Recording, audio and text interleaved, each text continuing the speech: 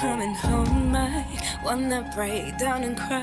All my efforts seem to lead me to pain.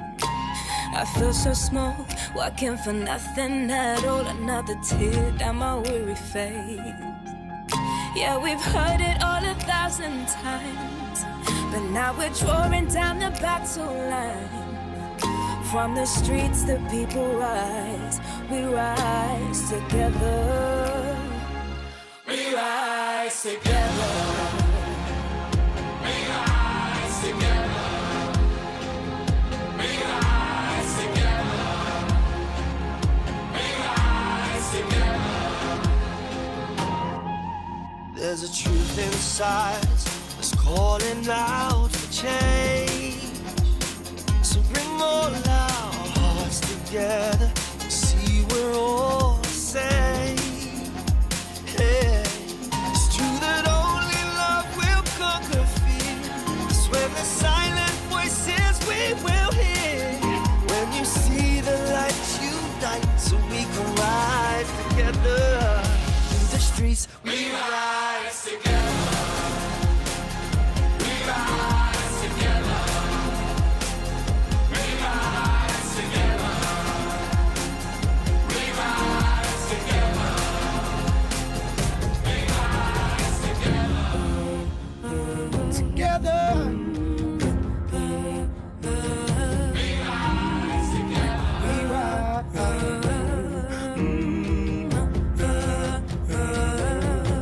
Feel like I lost it all.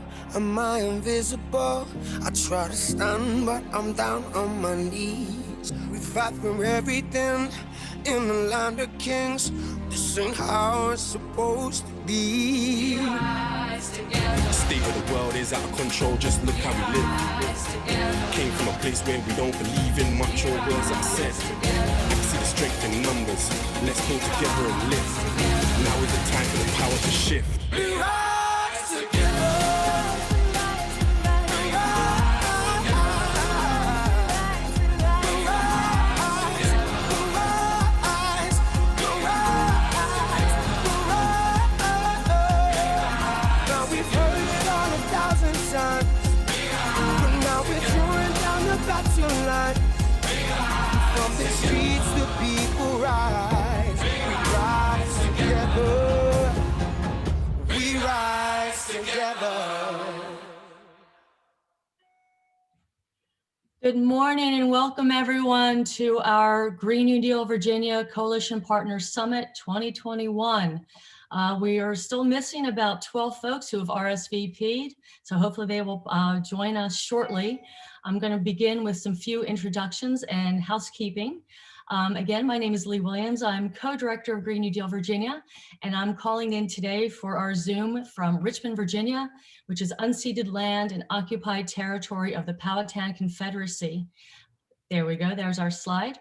I need to acknowledge how safe my space is here, and I appreciate how that safety provides me opportunities both to help the wronged as well as to conduct normal business.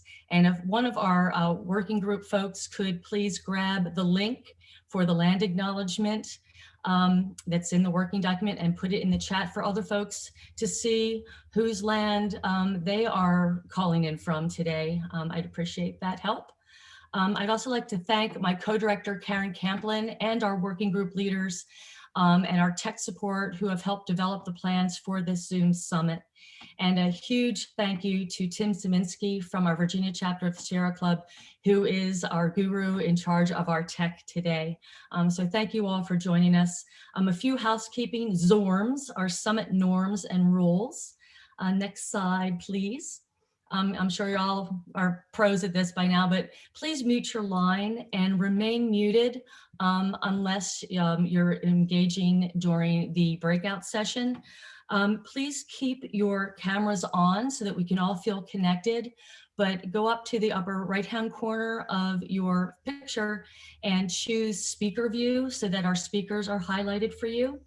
Right now, I'd love you to all introduce yourself in the chat with your name, your organization, your pronouns, and a land acknowledgement if you are able. And the link is also on this graphic. Please participate in this call today. It's a weekend. We are so thankful for you all for joining us on this beautiful Sunday afternoon. The sun's starting to come out, and I'm sure the garden is calling, but thank you for joining our plenary.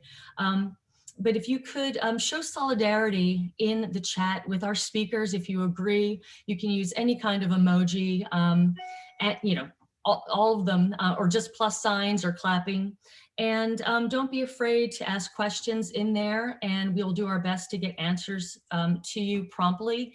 Our speakers will have some space at the end of their segments with some Q&A. Otherwise, we will circle back and get to any unanswered questions in the chat. Please don't multitask. Please stay mentally present and be positive, kind, and patient as we move through our day. Next slide, please. All right, so do y'all remember #the dress that we were all obsessed with in simpler times back in 2015? Is it blue? Is it gold? Please change the slide now.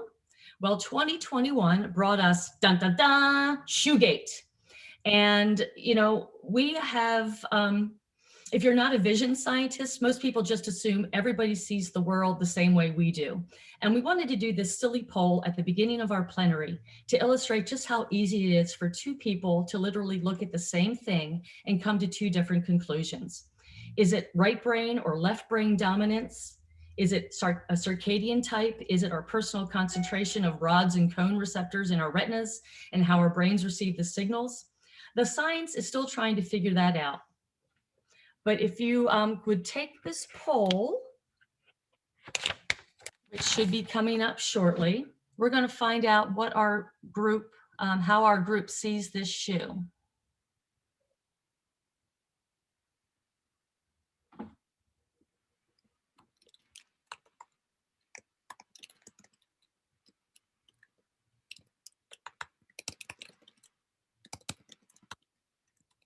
Excuse me for the dead air there. It looks like we might be having some technical difficulties with the launch of the shoe poll.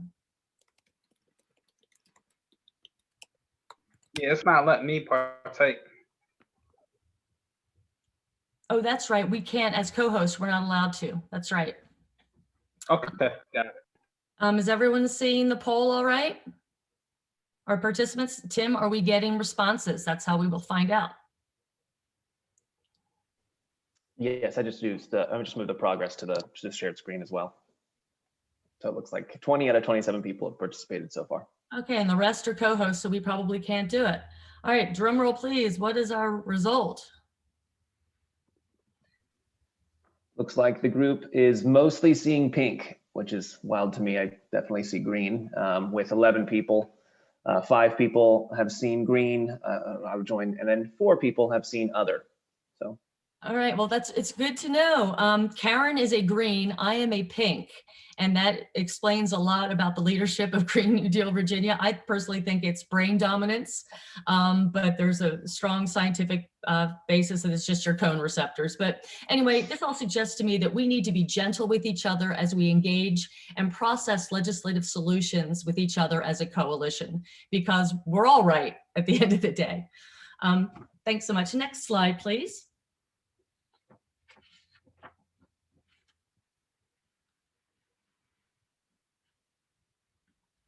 Well, let's see. Here is a really brief, hi everyone, my name is Karen Campbell, and I'm the co-director of Green New Deal Virginia with Lee Williams, and I'm located in Northern Virginia, Fairfax County. I just wanted to bring this back, we just wanted to bring this back to everyone. This is our Green New Deal mission statement, and just to highlight how people-powered and community-focused the Green New Deal Virginia Coalition is. When we finalized our mission statement, we did it at our first inaugural Partner Coalition Summit in 2019. And we finalized it. We worked with everybody that was there. We had over 100 people in attendance.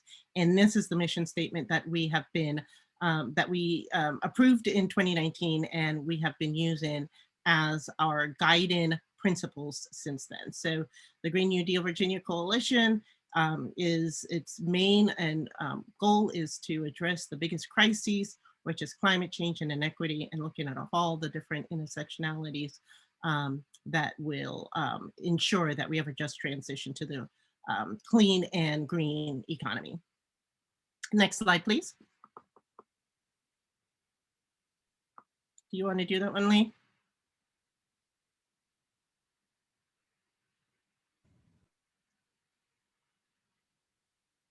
Okay. So when the Green New Deal Virginia Coalition began, Sorry, I was muted. I was rolling. Okay, I was wondering what. We had some folks having difficulty finding the link, so I was texting. So I apologize. Okay. So when Green New Deal Virginia Coalition began forming in 2019, we knew we had a fight ahead of us. But in the 2 years since, our movement has grown tremendously and continues to reach further each and every day. Thanks to partners like you tirelessly organizing and advocating for real change, our momentum has never been stronger. We have over 90 organizations and are endorsed by 44 elected officials and candidates. The policies at the center of the Green New Deal are enormously popular, and it has completely reshaped the conversation around climate change happening, not only in the General Assembly in Richmond, but also in cities, towns, and communities across the Commonwealth. We're at an inflection point. The climate crisis is becoming more and more apparent and pervasive, whether it be climate-fueled natural disasters, an increase of fossil fuel projects, or the prevalence of dirty air and water pollution. The unfairness of it all is highlighted again and again.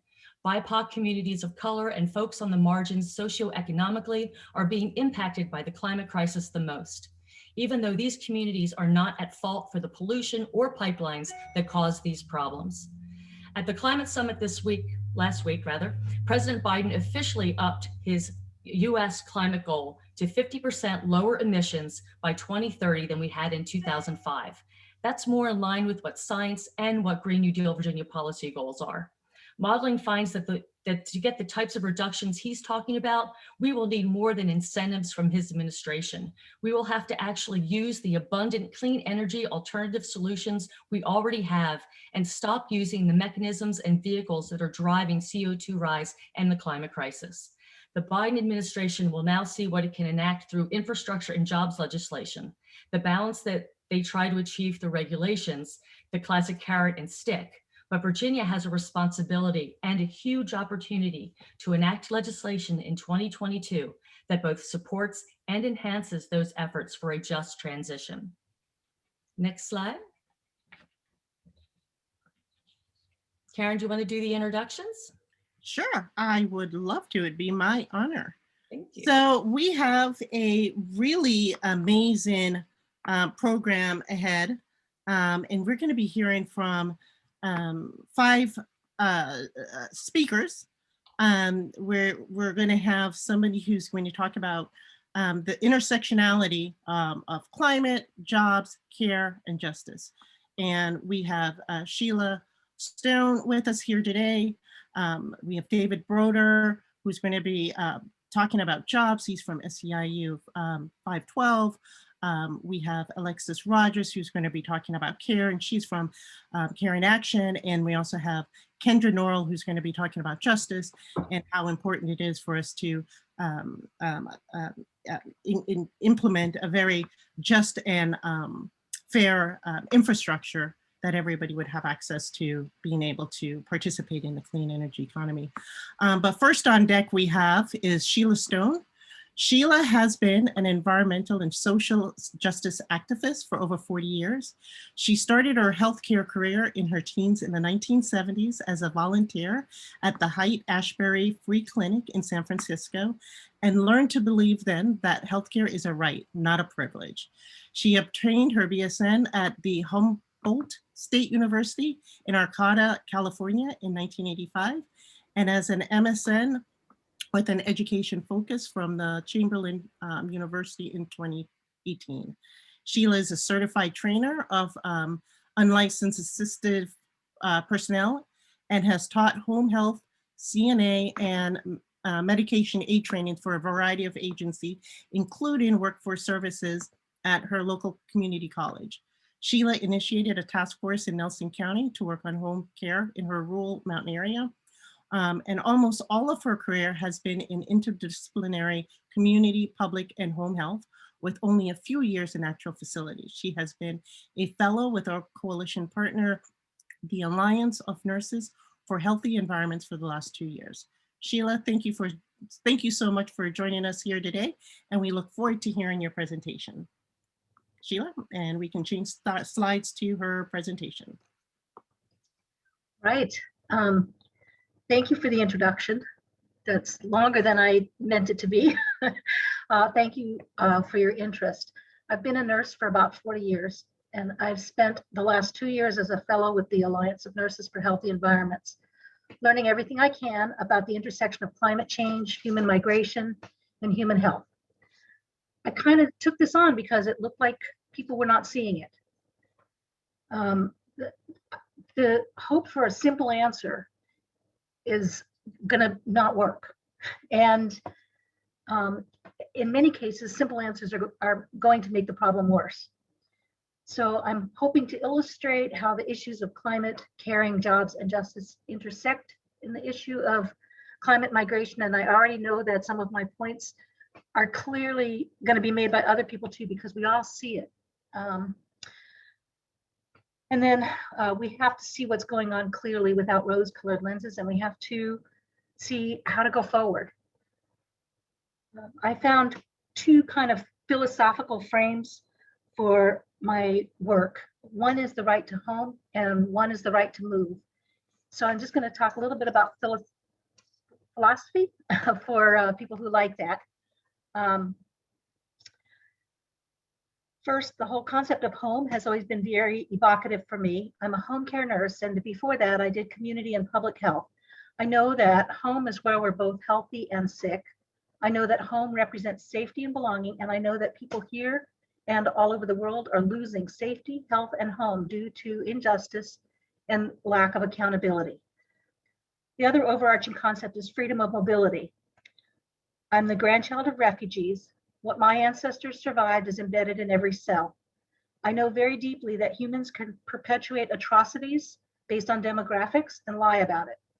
It's clear that power and violence underpin unjust differentials in freedom of mobility in our world on every level, from who can walk outside, where they can walk to who can move across the globe.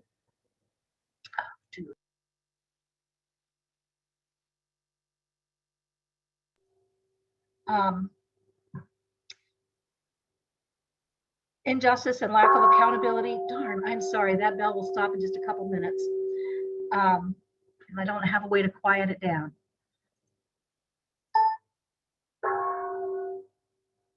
That's our chance to sit quietly and breathe. I have a quick question for you then, Sheila. Should we be on your first slide still? Yes. Okay. Almost there. Injustice and lack of accountability also permeate the movement of materials, workers, military, economic, and political power across geographic landscapes. Okay, slide 2. So I have 3 main points for this presentation. Climate change effects are inequitable, resilience is inequitable, and solutions have cross benefits. Next slide. We get confused. We forget that the people who are moving are people. I've seen the narrative that every person who comes from somewhere else is illegal, or that legal migration is totally different than illegal migration. And I don't have time for explaining the US migration system, but let me just say, don't fall for this framing. Next slide. Climate change is directly related to human mobility. It always has been, and it is now. The pace and geographic scope are much greater than the past. It's not in the future, and it's not maybe. It's also not voluntary. That's another misframing of this issue. We have the opportunity to respond as our better selves, but we don't have the opportunity to not respond to climate migration. Next slide. So here are some ways that climate change is creating conditions that require people to move. And it is already too late to mitigate some of this. And I'm going to just talk about each of these things for just a few minutes, just to give us some background. So agriculture, weather disasters, sea level rise, human health, and resource conflict. Next slide. Climate change impacts agriculture in many ways. For example, changes in seasonal rainfall affect crop production. A crop that could survive a couple of weeks of drought cannot survive months. Sea level rise, that means that rivers are backing up, creating flooding over fields. I think we've seen pictures of those. Salt water intrusion makes soil unable to sustain crops. People who rely on working in agriculture for money are affected. Contracts with markets and growers are unfulfilled. Supplies are tightened. People reliant on homegrown food starve. People who buy food in stores pay more. Increased heat means that pests are more widespread and more pesticides can be are often used. People lose their land and they move to urban areas, and then they're victims. Let's see, heat also affects outdoor worker health. Agriculture is the source of food survival for 85% of the global rural population, and that's people who don't go to the grocery store to buy food. Next slide. I talked already about sea level rise, some of the effects on agriculture, but it also has a big effect on habitability, which is whether we can live somewhere.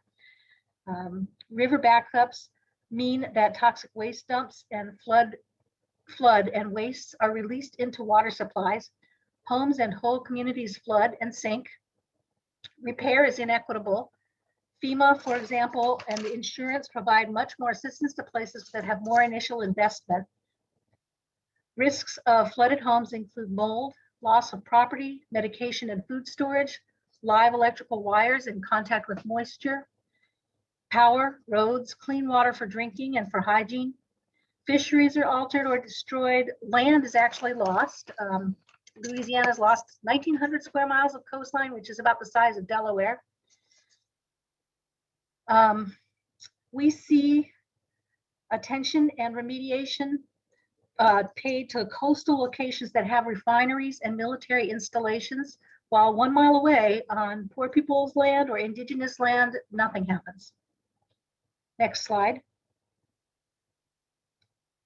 With global warming, one of the things we have is that storms move slower. There's less differential between the ocean and air, and winds aren't moving as fast.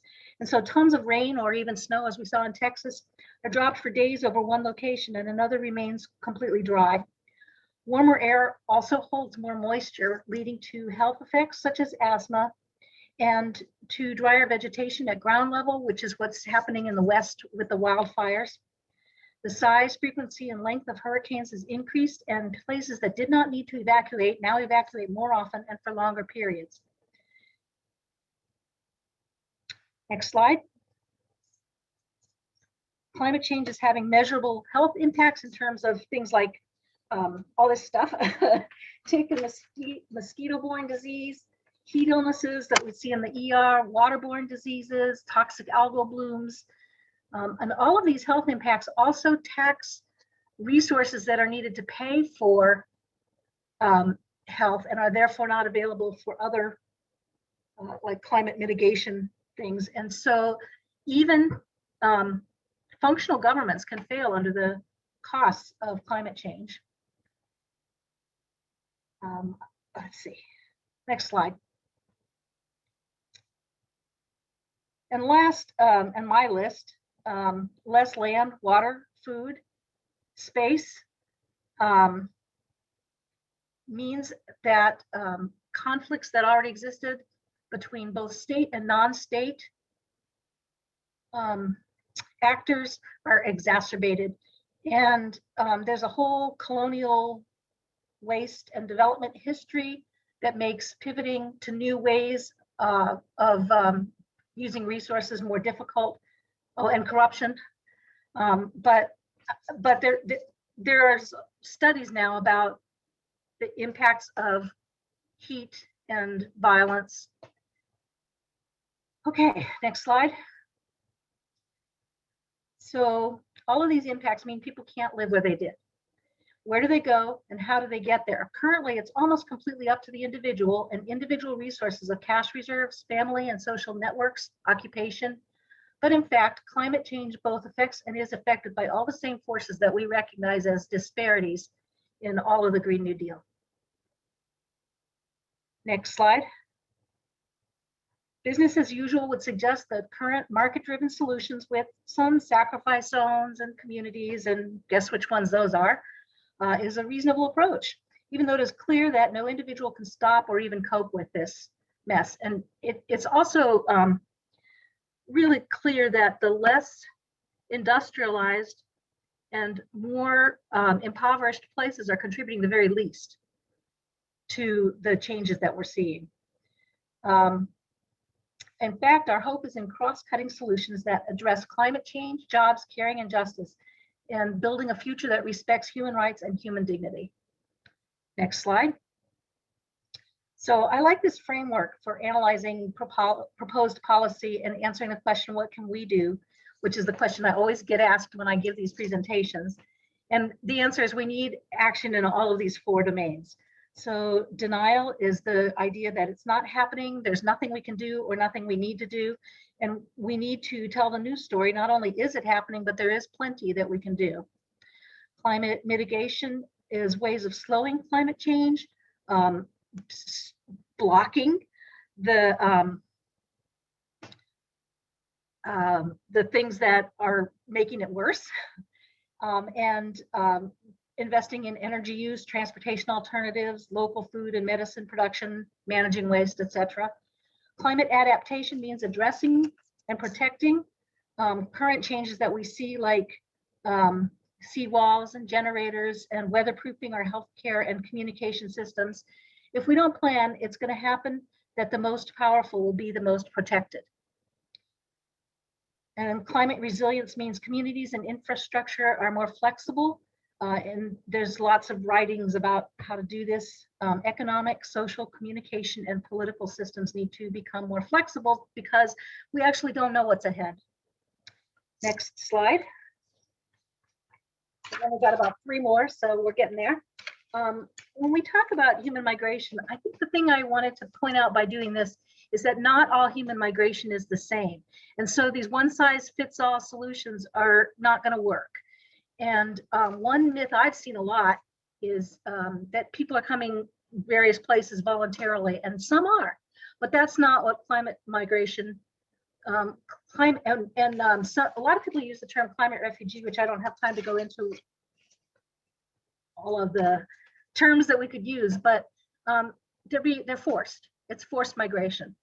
And I think we need to really be clear about that.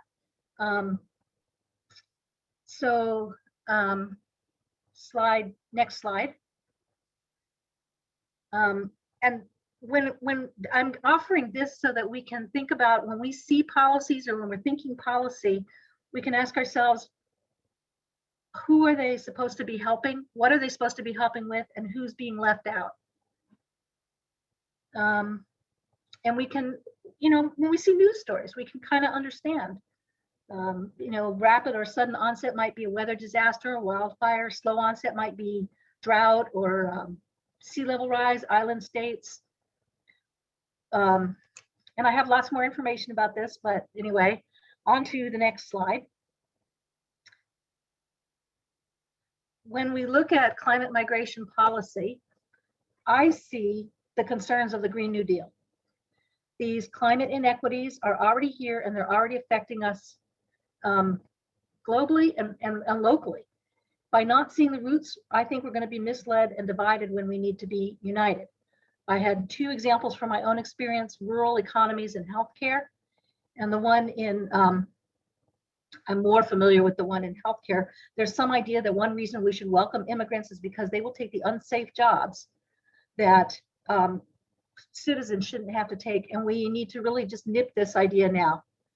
And I'm sure that Dave will have more to say about this, but largely what makes those jobs unsafe is inadequate staffing and poor responsibility and accountability for safety.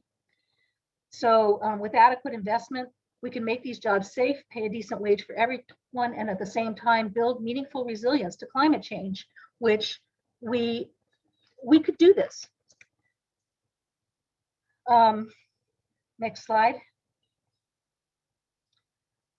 So there's strong interconnection and potential synergy between the policy domains of greenhouse gas mitigation, sustainable development, international migration, and human health. And current restrictive immigration policies are likely to exacerbate vulnerability to climate-related risks and generate maladaptive migration. Boy, I wish I had more time. Okay, onward. Next slide. The US government has addressed the risk of climate migration by considering a national security threat. And this means the bulk of money and resources have gone to military. It's not that people haven't seen this coming. This quote comes from 1994. It's how resources have been deployed in ways that threaten rather than promote human safety and thriving. So this is, like I said, there's from 1994, climate change is an urgent and growing threat to our national security. These impacts are already occurring. Next slide. This is the Border Patrol budget. And I guess I want to say that the same tear gas, rubber bullets, drone surveillance, cell phone tracking, biometric and facial recognition data that are being monetized and sold and used in the United States against our citizens were originally developed and marketed for use at the borders. Next slide. In 2018, the border zone expands to 100 miles inland. So you can see that Virginia is pretty much all in the border zone now.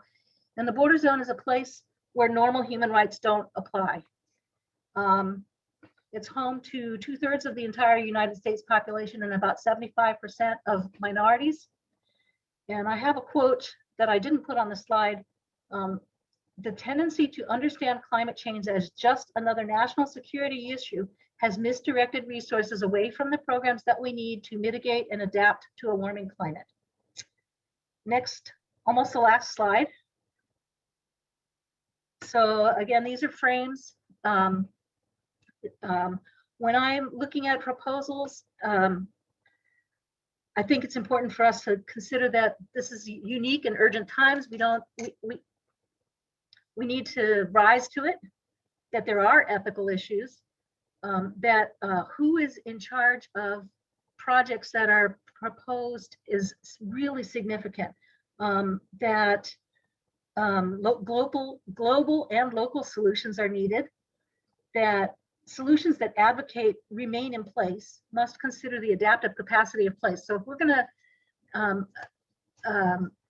so one of the goals for President Biden had in his executive order is to fix things in Central America so people can stay there, but we need to really look at whether that's realistic.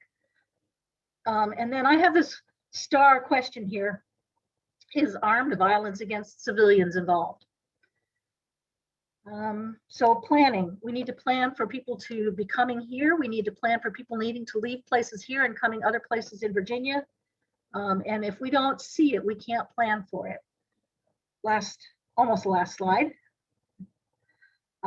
So Joanna Macy is one of my heroes.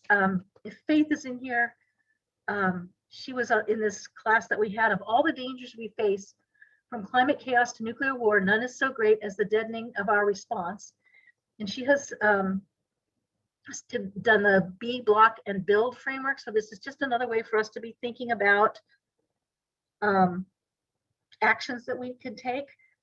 Being is individual practices for resilience, compassion, clarity, and liberation.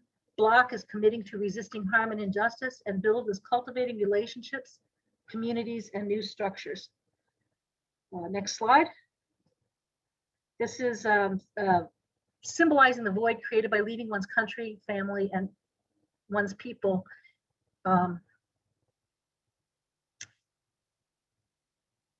Yeah. All right. So I just want to, that's it for the slides. I want to give credit to a couple of authors, and if you read what they have to say, you'd know a lot of what I know. Heather Smith-Canoy, Mimi Scheller, Alex Randall, Amali Tower, and Todd Miller. Thanks. Outstanding. Thank you so much, Sheila. We really appreciate you taking the time to educate us on there. I know I learned a lot today. We are grateful for you for speaking to us and for participating in our Social Justice and Health Disparities Working Group.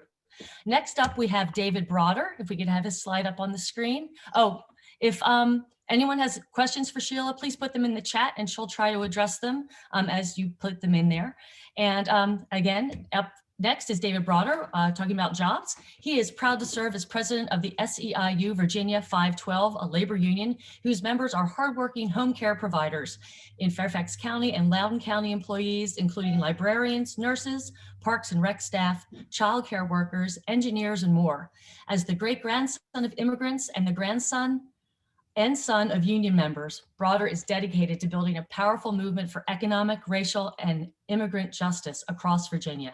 He serves on the boards of the Virginia Community College System, New Virginia Majority, Progress Virginia, and works closely with the Fairfax NAACP Budget Committee Chair. He lives in Fairfax with his wife, Liz, and their 2 daughters, both of whom get their fierceness from their mother. Thank you for joining us, David. Take it away. Thanks so much, Lee. I'm also featuring my kids' art behind me, but it's wonderful to be here with everybody this afternoon. And I really want to thank you, Karen and Lee, not just for today, but for your leadership and for ensuring that good family-sustaining union jobs are central to a just transition here in Virginia. As you heard, I'm proud to serve as the president of SEIU Virginia 512, a union of essential home care and public service workers. And just wanted to say up front that I look forward to comments and questions. I'm going to try to leave time at the end, but I encourage people to put comments, questions in the chat. Lee, Karen, if you can help me, I may not always see those, but feel free to shout them out. And I did see that my union brother, Jason Asher from the building trades is here. And so, Jason, I welcome anything you want to, interject, come off mute, or put in the chat. Want to make sure we give the richness of the labor stance. One thing we know in organized labor is our members do lots of different jobs, right? And there are different approaches.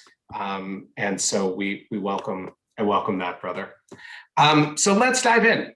I'm here today, and I think it's important to say, why are folks from labor here? I'm here today because our members believe that we will never achieve economic justice without racial justice, immigrant justice, or environmental justice. We in the union can win raises and benefits, but if we can't breathe the air, if we can't drink the water, then working people can never thrive. It's that simple, and y'all know that, right? You know our fights are linked. You recognize that with today's panel, with this event. We also agree with you that good union jobs have to be central to a just transition. And so by a good job, here's what I mean. I'm talking about jobs with a family sustaining wage so that you can take care of yourself, you can raise a family, and you can do so with one job, right? One job should be enough. Nobody should have to work 2 to 3 jobs just to get by. We also mean a job that has quality, affordable healthcare and full benefits, including full paid family leave, because we all need that to care for ourselves and our loved ones. We're talking about a job that has a secure retirement so that you can live and age with dignity after a lifetime of work, no matter what you've done. And we're talking about a job that gives you a voice on that job. The only way we can ensure these kinds of jobs is by making sure that workers have the right to unionize and collectively bargain a strong contract. And so we want to be extra explicit about that.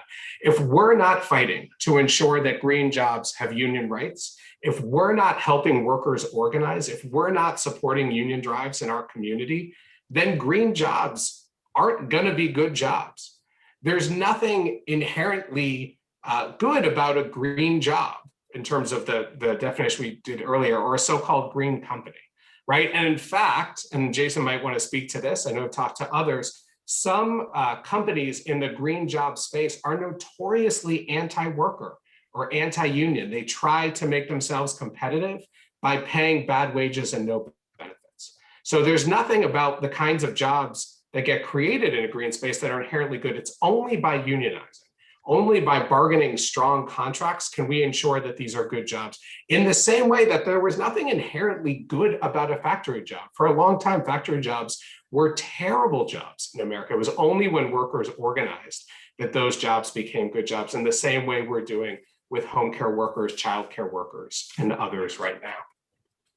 And so this is especially true here in the Commonwealth of Virginia. Whereas people know where our Commonwealth has a long history of attacking workers' rights, with roots in systemic racism, with intentional efforts to divide Black and brown workers from white workers so that we couldn't build a strong multiracial movement for justice. You know, it should be no surprise that Virginia was both the capital of the Confederacy and the home of right to work. And it's no surprise then, as many know, that when Oxfam America first started ranking the best and worst states for workers in America, I think some 2 years ago, Virginia ranked as the worst state for workers, dead last. They've done this study 2 years in a row. Both years, Virginia has been dead last. And that's because of the near total absence of basic rights and protections, as well as the relative wealth in Virginia, that sometimes high average salary, but compared to our minimum wage that was before. And so fortunately, that's not the end of the story. Workers have been organizing for years to change this dynamic. Amazing advocates, many of you have been working for years. And because of that, the last 2 legislative sessions have seen really big gains. So first and foremost, we repealed the ban on collective bargaining for county and city workers. We won a path to $15 minimum wage, which, thanks to our amazing next panelist, Alexis Rogers, includes domestic workers. She won a domestic workers bill of rights. We've repealed bans on project labor agreements. We're made progress on allowing people to sue for wage theft, on ensuring prevailing wages on construction projects and project labor agreements. All of these advancements that we've made in workers' rights over the past 2 legislative sessions we want to acknowledge they're both tentative first steps, and yet they also represent a sea change in labor law in the Commonwealth. We're making really significant changes in the way we are now ensuring a floor of workers' rights here. And they never would have happened without years of work by frontline home care workers, janitors, carpenters, educators, and so many more, and so many Black, brown, API, and immigrant women who rarely get there too. And so we're here today. We are rightfully celebrating these workers' rights victories, and yet we're continuing the fight because we know we have a long way to go to ensure that every worker has a good family-sustaining job as part of a just transition, right? That is what we want. We need to save our planet, and we need to make sure that jobs that we create to do so are good jobs. And so I'm gonna wrap up here and see if we have some time for questions. Just noting some of the big fights ahead and ways that everyone can get involved. And I'm also happy to drop my email in the chat and happy to talk to others at any time. So I want to highlight a couple of big fights that we're in right now on the federal, state, and local level, all of which are important. So on the federal level, as I'm sure folks are hearing, 2 big fights. One, we need Congress to pass the PRO Act, right? We need workers who want to form unions must be able to do so without intimidation, without the obscene but often legal harassment of workers that we just saw in the Alabama Amazon union drive. We also need Congress to pass the Biden-Harris American Jobs Plan, and Alexis might be talking about this, which has a game-changing investment in care jobs, ensuring that we are going to create good union jobs for Black and brown API and white women home care workers, and really invest in care and make that key to our infrastructure. And so I invite all of you to let Senators Warner and Kaine know you support the PRO Act and the American Jobs Plan. Senator Warner in particular needs to hear from you as one of just 3 Democrats nationally in the US Senate who has not signed on to the PRO Act. And as people may have seen, that's right, Joe Manchin has signed on to the PRO Act, but Senator Warner has not. So please contact Senator Warner. So those are 2 priorities on the federal level. On the state level, there's a lot we need to do. I'll just hit a couple of points real quick. We need to repeal right to work. We need to move up the timeline on the $15 minimum wage. 2026 is too long. We need it now. And we need to make sure it covers all workers. We were really proud to partner with Alexis to make sure it covered home care workers, acknowledge her amazing work to make sure it covered domestic workers, but it still leaves out tipped workers. It still leaves out farm workers. We need to do more. We also need to make sure, and I think this is one of the most important issues that gets very little coverage, we need to ensure collective bargaining for all workers. In Virginia, Virginia has been one of just 3 states that bans collective bargaining, the right to bargain a contract in the public sector. We repealed that ban for local workers, but jurisdictions still have to opt in. We need to make sure that every local county city worker, every state worker has collective bargaining rights, every higher education worker, every home care worker, everyone deserves the right to come together in a union and bargain a contract. And then on the local level, and I'm just about done here, this ban, as I mentioned, on local government employees, we're talking about teachers, we're talking about first responders, we're talking about many health department workers in my community here in Fairfax County, those who have been courageously giving vaccines. They have not had the right to bargain a contract. That ban gets repealed on May 1st, but we need local governments to step up and pass collective bargaining ordinances. And even here in bright blue Northern Virginia, local governments are still talking about doing partial collective bargaining. They're talking about, well, we can't afford to do it during the pandemic, as if now wasn't exactly the time that workers needed the right to bargain over having PPE and safe, clean work sites. So we need your help in calling on your county board, your city council, your school board to pass collective bargaining. And lastly, there's so much we can do without policy.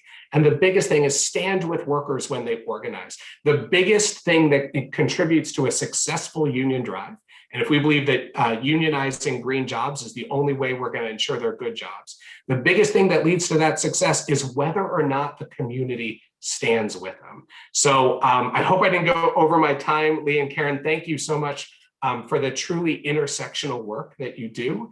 And I'm happy to take any questions or stick around after and answer them in the chat. Great, thank you. There is one question in the chat for you, David. DSA has made a federal job guarantee central to its Green New Deal priority campaign in conjunction with the PRO Act. Ayanna Priestley has fleshed out this pillar of the Green New Deal resolution with her job guarantee resolution. How does a job guarantee backed by the unlimited funding ability of the federal government fit in with advancing worker power and reimagining work? Yeah, it's such a good question. And I want to be real honest. I do most of my work on the state and local level. I'm not our federal person. We have really smart federal folks, so I want to push that up front. But you know, we love Congresswoman Presley, and I think reimagining work is really key. So you know, things like making sure everyone has a good job is really key. I don't know that proposal per se, but if I know Congresswoman Presley, then I'm sure we're making sure that those jobs that we want to guarantee and the funding of the federal government comes with making sure they have the right to collectively bargain, they have the right to join together in a union if they so choose. And assuming that it does, then we're all in. And we need to make sure, I feel more than ever, you know, when I think about my daughters who are 8 and 4 and the kind of economy I want them to grow into, they need good jobs, right? And we need to guarantee all our kids, all our grandkids, all our loved ones a good job with union rights. So I'm happy to look into it more. Thanks for raising it. But I love this question of we have to reimagine work and we have to make good jobs central to that. Beautiful. Thank you, brother. Forward together. Not one step back. Yes, nice. Thank you. Can I just see real quick? I love the idea of worker cooperatives, workers owning wealth. It's often been very challenging to pull together, but that's another fantastic way to do it, right? I know I made a strong case for saying unions are the only way. I think worker cooperatives are great as well. When I say unions are the only way, what I mean, and I'll wrap up real quick, sister, is sadly, education is not enough. And I am the son and grandson of educators.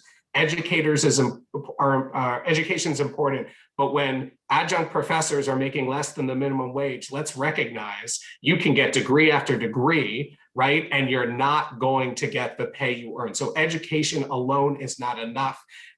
Companies that have progressive or woke politics are not enough. Companies that say they're in the green space are not enough, right? We've got to build power. Sometimes building power looks like a worker cooperative. Oftentimes it works like a union, but let's be honest, both of those are rare. We've got to reverse that trend and do it together. So I'll step back now. I really look forward to engaging with everybody in the chat and after.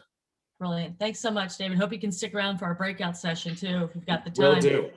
Thank you. Next on deck, we have Alexis Rogers, who's going to speak to us about the care economy.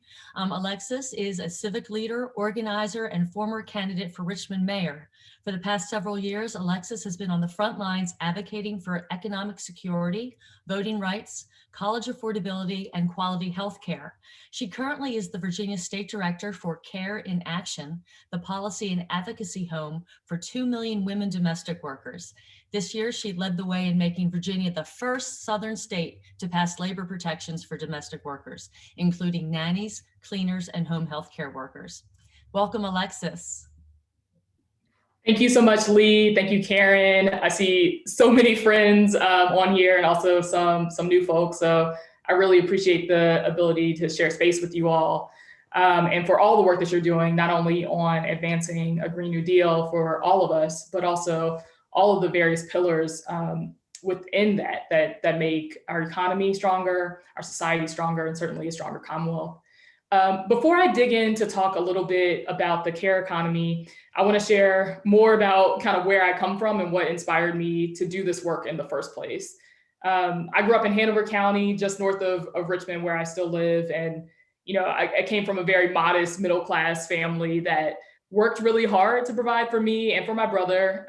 And for as long as I could remember, my dad actually worked in the corporate headquarters of Circuit City. And he didn't have a college degree, but because of his work ethic and, just dedication, he was able to work his way up that corporate ladder. And, it provides some stability for himself, but also for our family. But all of that changed in 2008. And obviously Circuit City doesn't exist anymore.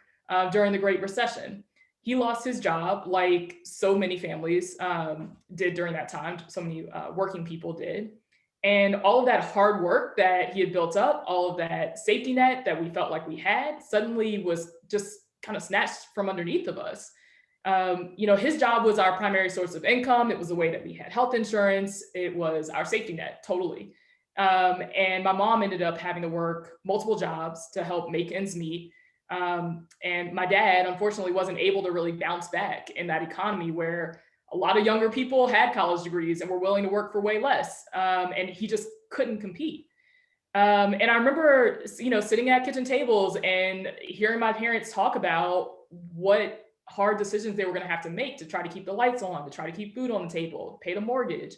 And it just didn't make sense to me, even as, again, a middle or high school age student, how a family that had done everything right suddenly was facing these kinds of decisions. They weren't the decisions I expected to be making. I was planning on figuring out how to go to college and which, dream option I should pursue. But to be honest, and we all know this, it's a pain that a lot of people are facing right now, faced at the time and still face today during the pandemic. They're trying to figure out how to eat, how to keep the lights on, how to make sure they can keep a roof over their head. And, the sad truth is a lot of folks are unhoused and hungry and stressed about getting sick at work while they're still going to work with no good options. And to be honest, economic security relies on just a single paycheck for so many folks. And so, obviously all of us here believe that families shouldn't have to face that kind of crisis. And for so many folks, or particularly Black and brown folks, they keep facing crisis after crisis and keep fighting to try to keep some stability for themselves. And it's because of decades of anti-immigrant policies and redlining and racism and environmental violence that has led us to where we are today. And there are so many people who struggle really to get back from any of these crises and never feel like they have the opportunity to get ahead, much less just keep up. And I would say that many of these individuals, to bring us kind of to the topic of care, many of these individuals who are living on the margins, who are actually people working in essential roles. They're putting their lives on the line every single day, either during the pandemic, either as bus drivers, grocery store workers, domestic workers, and caregivers, literally taking care of us and getting us going. And in my work as the Virginia State Director for Care in Action, I see that every single day. Care in Action, for those of us who are not as familiar, we're a national political advocacy organization working on behalf of more than 2 million care workers across the country and about 60,000 right here in Virginia. We work all across the country, but our roots are really in Southern organizing, building Black women's political power. And of course, Virginia is really at the heart of that work, because as you all know, about 400 years ago, Africans were captured and brought to our shores. Their names were erased. Their lives couldn't be bothered to be counted. Women were brought here to serve the men. And the very foundation of this nation is rooted in misogyny. It's rooted in classism. It's rooted in racism, and it manifests itself still today in the way that we see and value or don't value domestic care work. Enslaved Black women performed these services, domestic labor, without pay for centuries. And when they transitioned to start being paid domestic workers after emancipation, families continued to view these women as just part of the family. They just did this work out of the generosity of their heart, the love that they had, not for a paycheck. And really, due to that legacy of slavery and the exploitation of women of color, particularly Black women and immigrant women, care work is still not valued in the way that it should be. When Congress passed that Fair Labor Standards Act that so many of us celebrated, our forefathers celebrated in 1938, that federal law established a minimum wage and overtime pay. But domestic workers were explicitly excluded as a concession to Southern lawmakers who didn't want to pay fair wages to personal servants. They didn't want Black women to have access to capital in the same way other workers were soon to gain. So Southern senators were unwilling to pass a law that literally equalized wages for Black women in the workforce, the jobs that frankly only Black women were relegated to, including folks like my grandmother. And since its passage, FLSA has been amended in many iterations, but since states usually track that federal policy, a lot of local laws haven't caught up, and even Virginia hasn't caught up until here recently.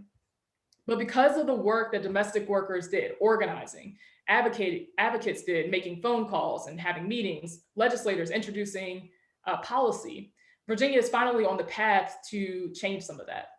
And our Domestic Workers Bill of Rights, which I really appreciate David giving us a shout out for, it would make sure that domestic workers, the women who are providing essential caregiving work, are protected, at least like other workers. Now, we can talk about the vulnerable nature of this job and how they actually need new protections that don't exist for other workers. But at a minimum, we have to make sure that domestic workers have access to the same protections as others. And key labor laws that we're focusing on include, wage protections, workers' compensation, anti-discrimination, health and safety standards, so that if you're being asked to mix chemicals, you at least have an understanding and training of what is proper to use and what shouldn't be. And these are protections that many workers take for granted, right? The ability to take time off or even to have access to paid sick leave. These are not protections that domestic workers like my grandmother and so many others had.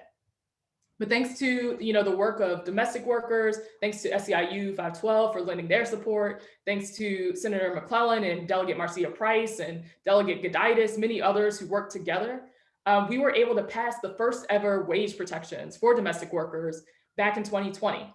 And that it was part of the larger movement to raise the minimum wage for all workers to $15 an hour. And y'all, David, I really appreciate giving us a lot of praise for getting that to happen.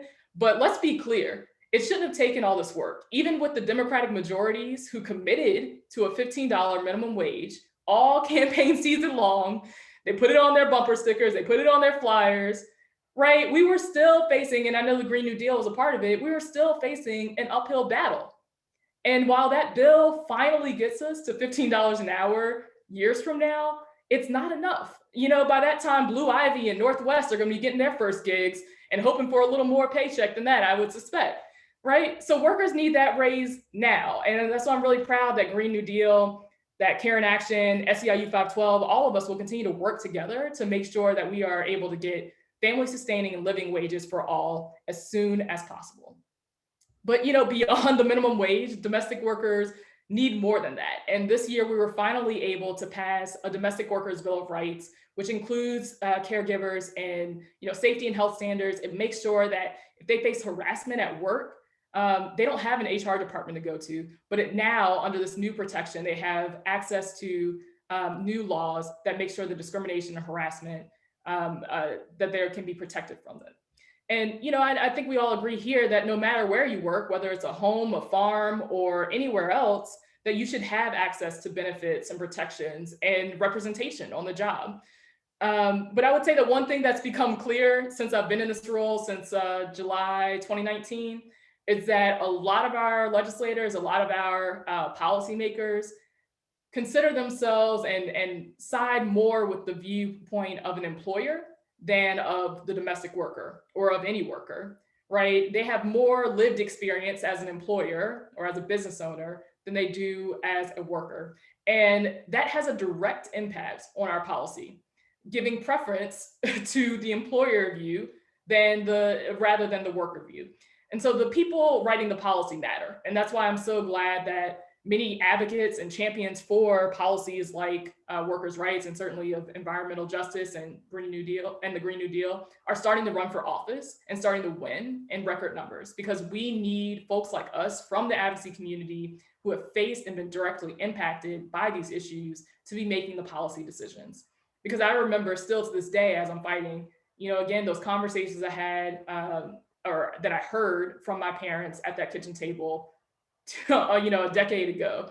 I think of my friend Ingrid, who worked as a house cleaner and a nanny and a home care worker for about 20 years in Virginia. And when the pandemic hit, all of her clients, you know, canceled her business.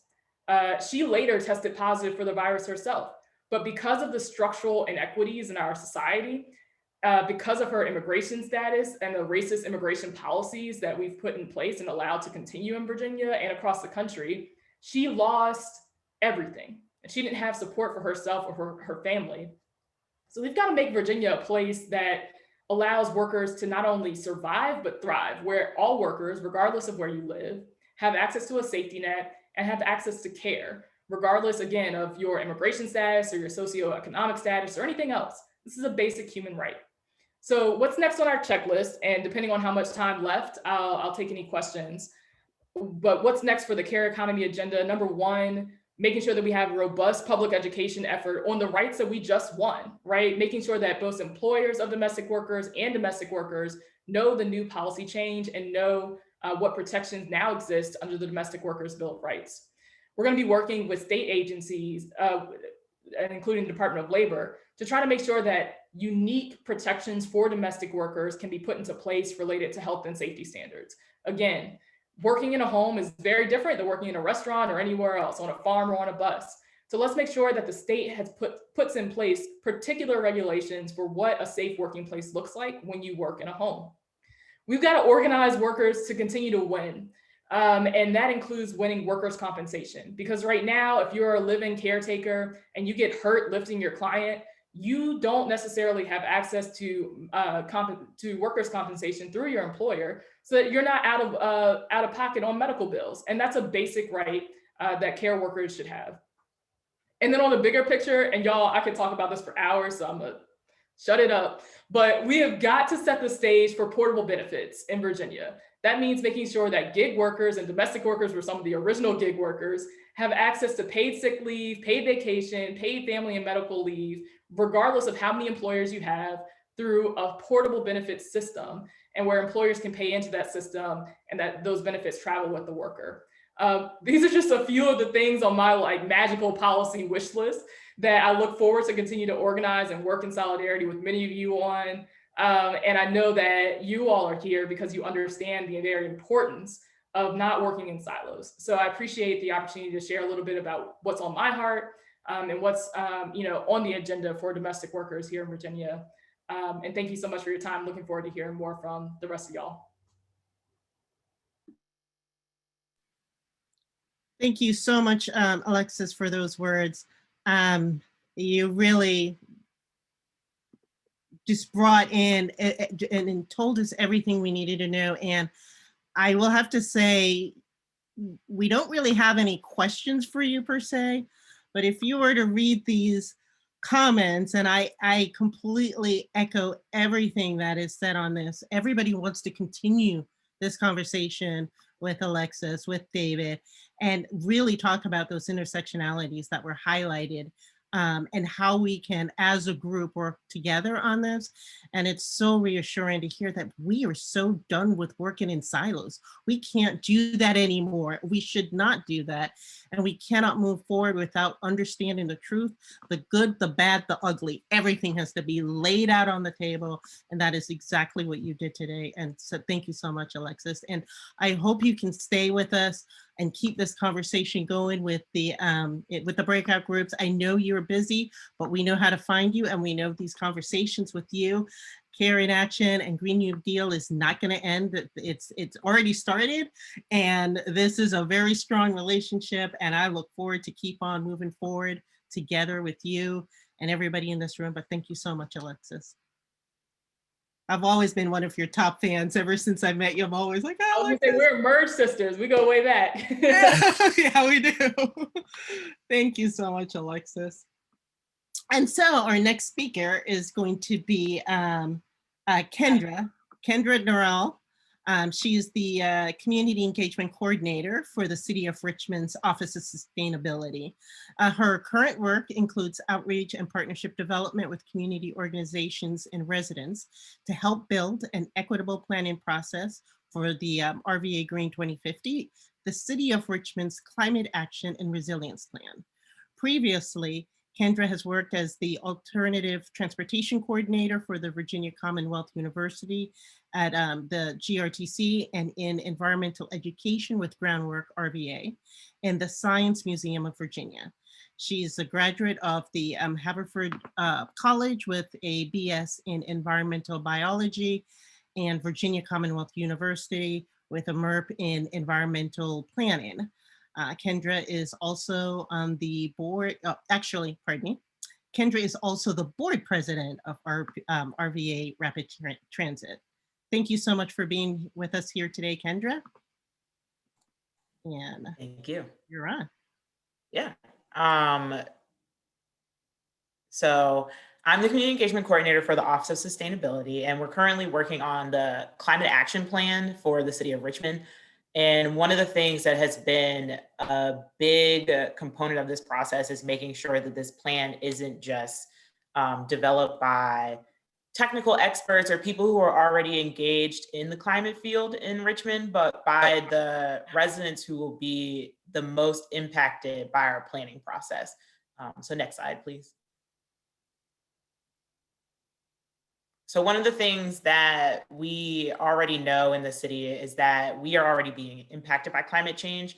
And so there's a lot of lived experiences that we know that people have throughout this process because we are already experiencing warmer weather. We already are experiencing flooding, drought, terrible allergy season, just intense storms. All of these things are happening right now. Residents are already experiencing that. So there's definitely an understanding that we're going through, maybe not specifically climate change, but we're going through something that the infrastructure for the city is not built to withstand.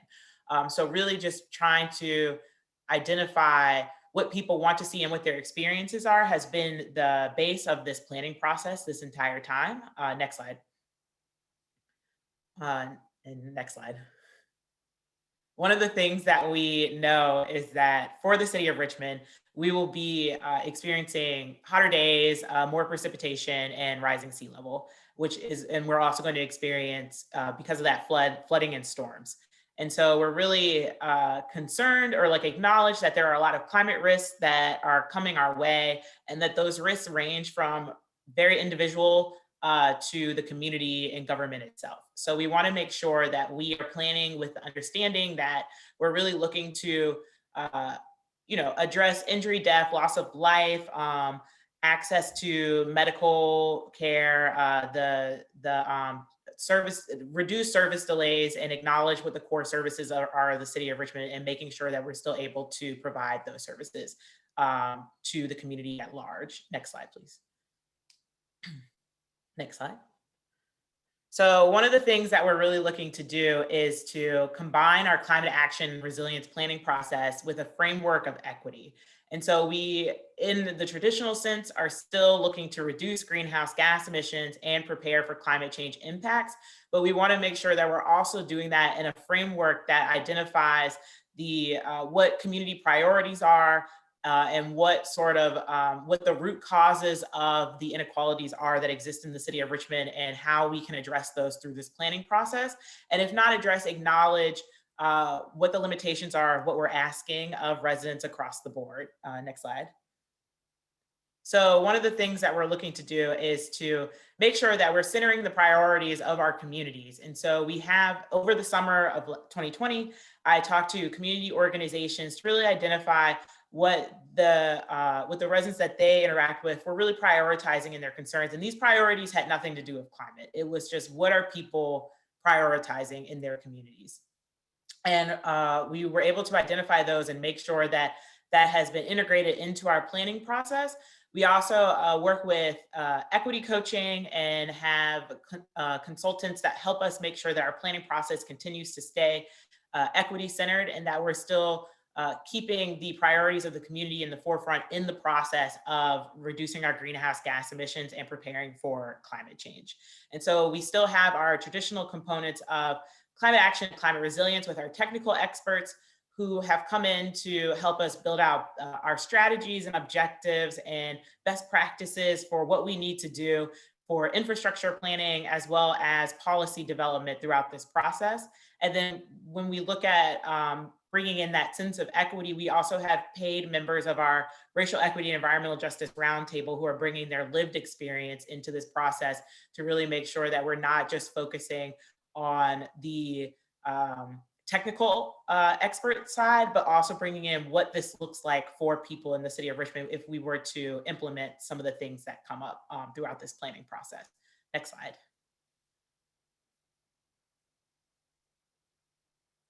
Next slide. Yeah. So one of the things that in the beginning of this planning process that we really identified was that we had to acknowledge that climate change was affecting some more than others, and then what those causes and factors were in this process. And so for the city of Richmond, there's been a lot of conversation around heat islands and how those heat islands have line up with redlining throughout the city. And what we know is that the majority of factors that cause an increased sensitivity to climate change in the city of Richmond also line up with redlining throughout the city. So we have to acknowledge our root causes. And so one of our biggest root causes is racism, and acknowledging that process through previous infrastructure development, how funding is prioritized now, and what we need to do to prioritize climate action funding moving forward. We also want to make sure that we acknowledge social factors. So that include, when we think about social factors, what do people have access or the ability to do? And I think this is really important. I think the best way for me to explain this is that we cannot ask people to drive less if we have not provided the infrastructure for that. So if we have not provided access to bike lanes or to sidewalks or to public transportation,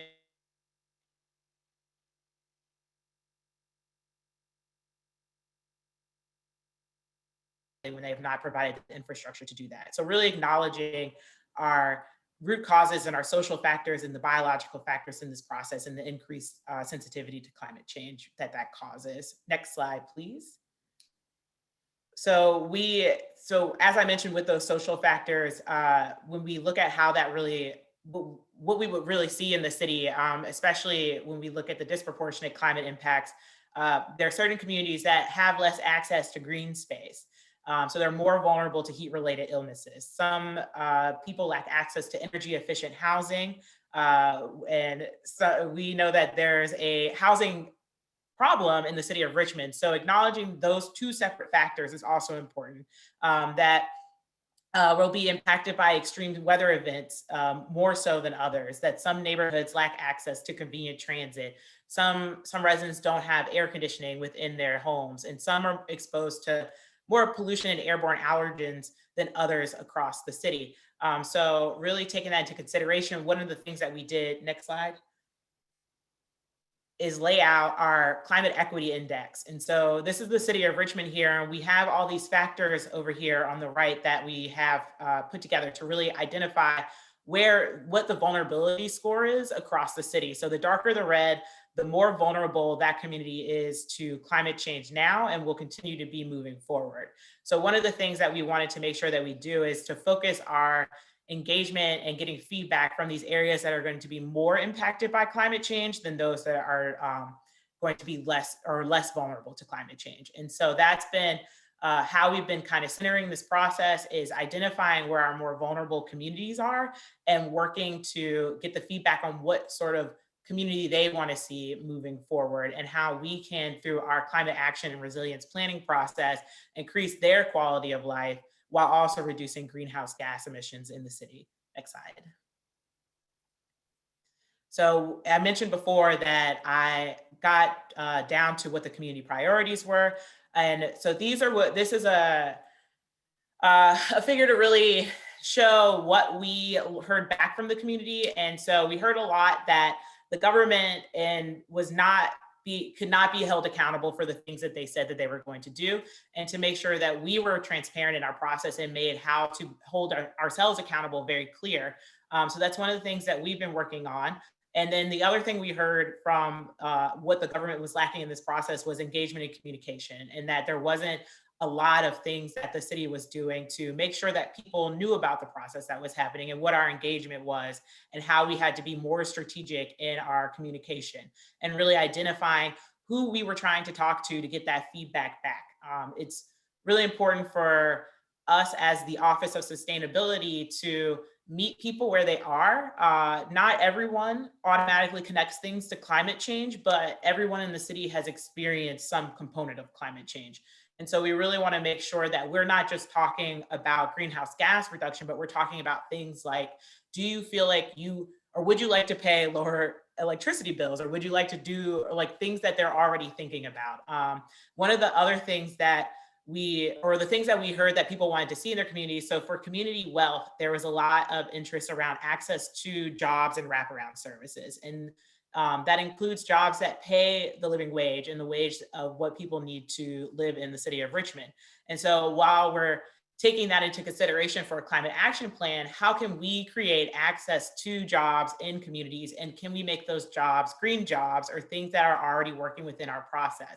For housing and buildings, the biggest thing that we heard was there was a lack of access to affordable housing, and people were concerned about losing their housing across the city. So we're really looking at, in this process of providing more public space in different areas or providing different transportation accesses, how can we create policies that do not increase the cost of housing and property across the city? And how can we then also add in making sure that when housing is built, that it's resilient housing and housing that is prepared to last through what climate impacts we expect to see, but also housing that is more energy efficient moving forward. For neighborhoods, there was a lot of concern around the lack of access to quality outdoor space and a lack of sidewalks and lack of ability to get in and out of the neighborhood without a vehicle. And then one of the biggest things that Richmond's kind of been working through is increasing our urban tree canopy and adding more trees across the city,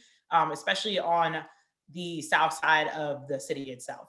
And then another thing that we heard was a concern around clean air and clean water, but really more so focused on having access to mental and physical health facilities and being able to get to those facilities from your neighborhood.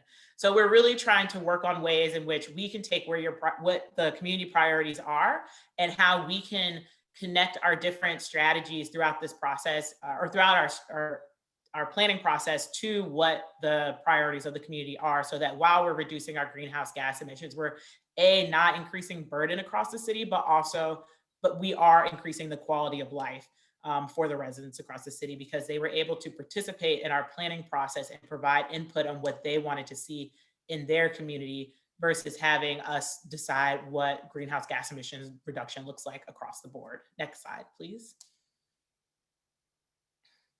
So one of the things that we're in the orange part of our planning phase right now. And so within each phase, we really have very specific moments of community feedback. And so you can kind of see that within our planning process that we have very specific dedicated time for feedback. But one of the things I like to share is that feedback doesn't ever really end. We are on our own planning schedule, but what I understand is that everyone is not working through our own planning schedule. And so being able to have continuous feedback throughout the process is important.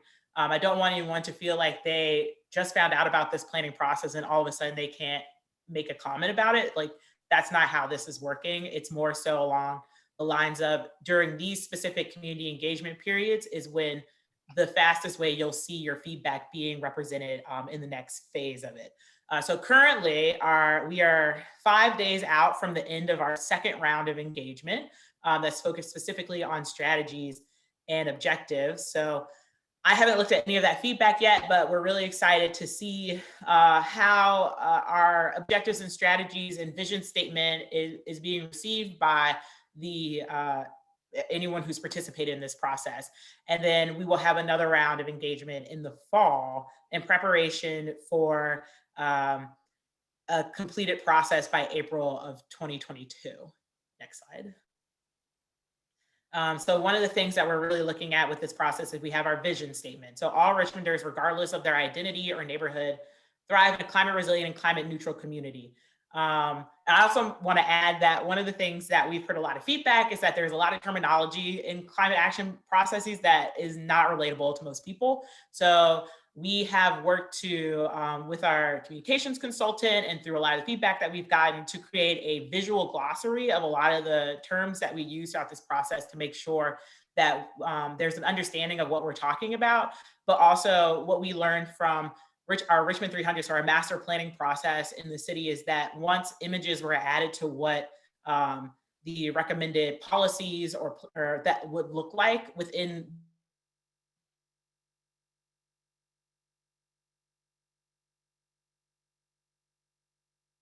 talking about. And planning is its own language, and making sure that there's visuals that are connected with that is really important.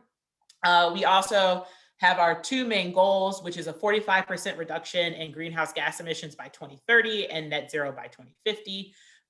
There's 5 different pathways. So we've broken down our climate action plan in a very traditional way with buildings and energy, community, environment, transportation and mobility, and waste reduction and recovery.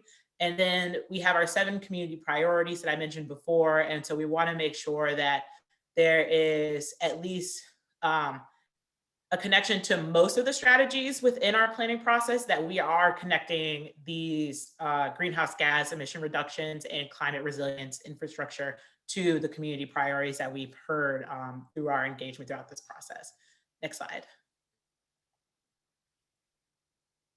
So in one of the things that we had most, we're really trying to respect our community priorities even throughout our engagement period. And so we're being very transparent about where we are getting our feedback from throughout this process. So the darker the blue, the more feedback we have from those different neighborhoods. And if you remember our map from before of climate vulnerable neighborhoods, these do not line up at all.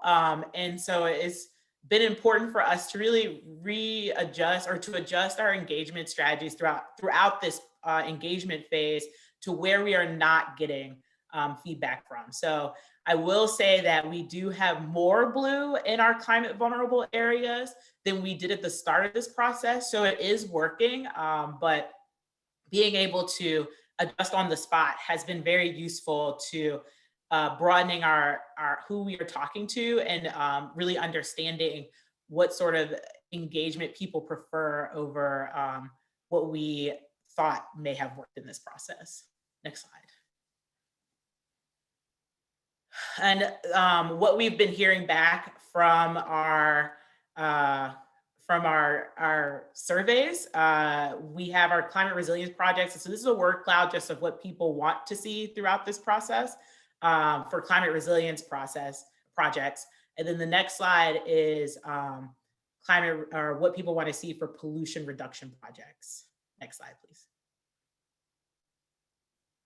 And so you can see kind of where people are going throughout this process and what they want to see with our policies, in our strategies, in RVA Green 2050. Next slide. Yeah, so I am always happy to talk about this. So you can reach me at that email address that's there. You can also follow us on social media. Most of the things that have been posted or that are in this slideshow are posted on our Instagram, definitely, but we keep our Twitter, Facebook, and Instagram pretty up to date and really transparent throughout this process. So if you want to follow along, that's definitely something that you can do. But thank you. If there's any questions. Outstanding, Kendra. Thank you so much. I'm fortunate enough to have been participating in this process, and I'm excited to see it coming to fruition. We've identified the issues and we know the solutions, but now we just have to light a fire under our leaders to make it happen. There is one question in the chat. It's from Jorge Aguilar, who's from Food and Water Watch. And he was wondering if the city of Richmond ever considered adopting a community choice aggregation program that would allow for energy democracy and potential to lower energy bills, and with a focus on energy efficiency and renewables. So I'm going to be real transparent on the details of what is in this process. I'm not part of the Buildings and Energy group. I do not remember a strategy that mentions this, so I feel pretty comfortable saying no, but this is something I 100% could bring back, especially in this phase, for what feedback we've heard.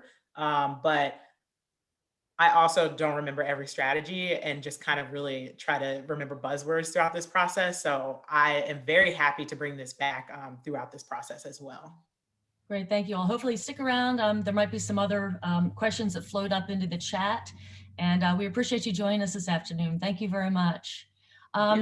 We are an hour and a half into our program. If everybody could just kind of stand up and get the blood circulating again, and just kind of move around and stretch a little bit as I introduce our keynote speaker before we roll into our plenary session. Hop Hopkins is Director of Organizational Transformation at the Sierra Club, where he works to ensure that the Sierra Club campaigns and programs protect those most affected by climate change and environmental degradation and promote economic justice. Hop is also a certified arborist, a master gardener, and has earned a Permaculture Design Certificate. He has been a grassroots environmental justice community organizer in Seattle, Washington, Portland, Oregon, and Los Angeles, California. Hop was born in Dallas, Texas, and he received his BA from New College of California as a graduate in the Culture, Ecology, and Sustainable Communities program with a focus on natural building. He has served on the boards of the Community Coalition for Environmental Justice, Western State Center and People's College of Law, and presently Hop sits on the Los Angeles Food Policy Council's Leadership Board. In earning his master's in urban sustainability and in the Climate Justice Fellow, the Climate Justice Fellow at Antioch University in Los Angeles. He also participated in the Marshall Gantz organizing program at the Harvard University Kennedy School. Alongside his wife of 18 years, he's co-founded Panther Ridge Farm, located just outside of Los Angeles.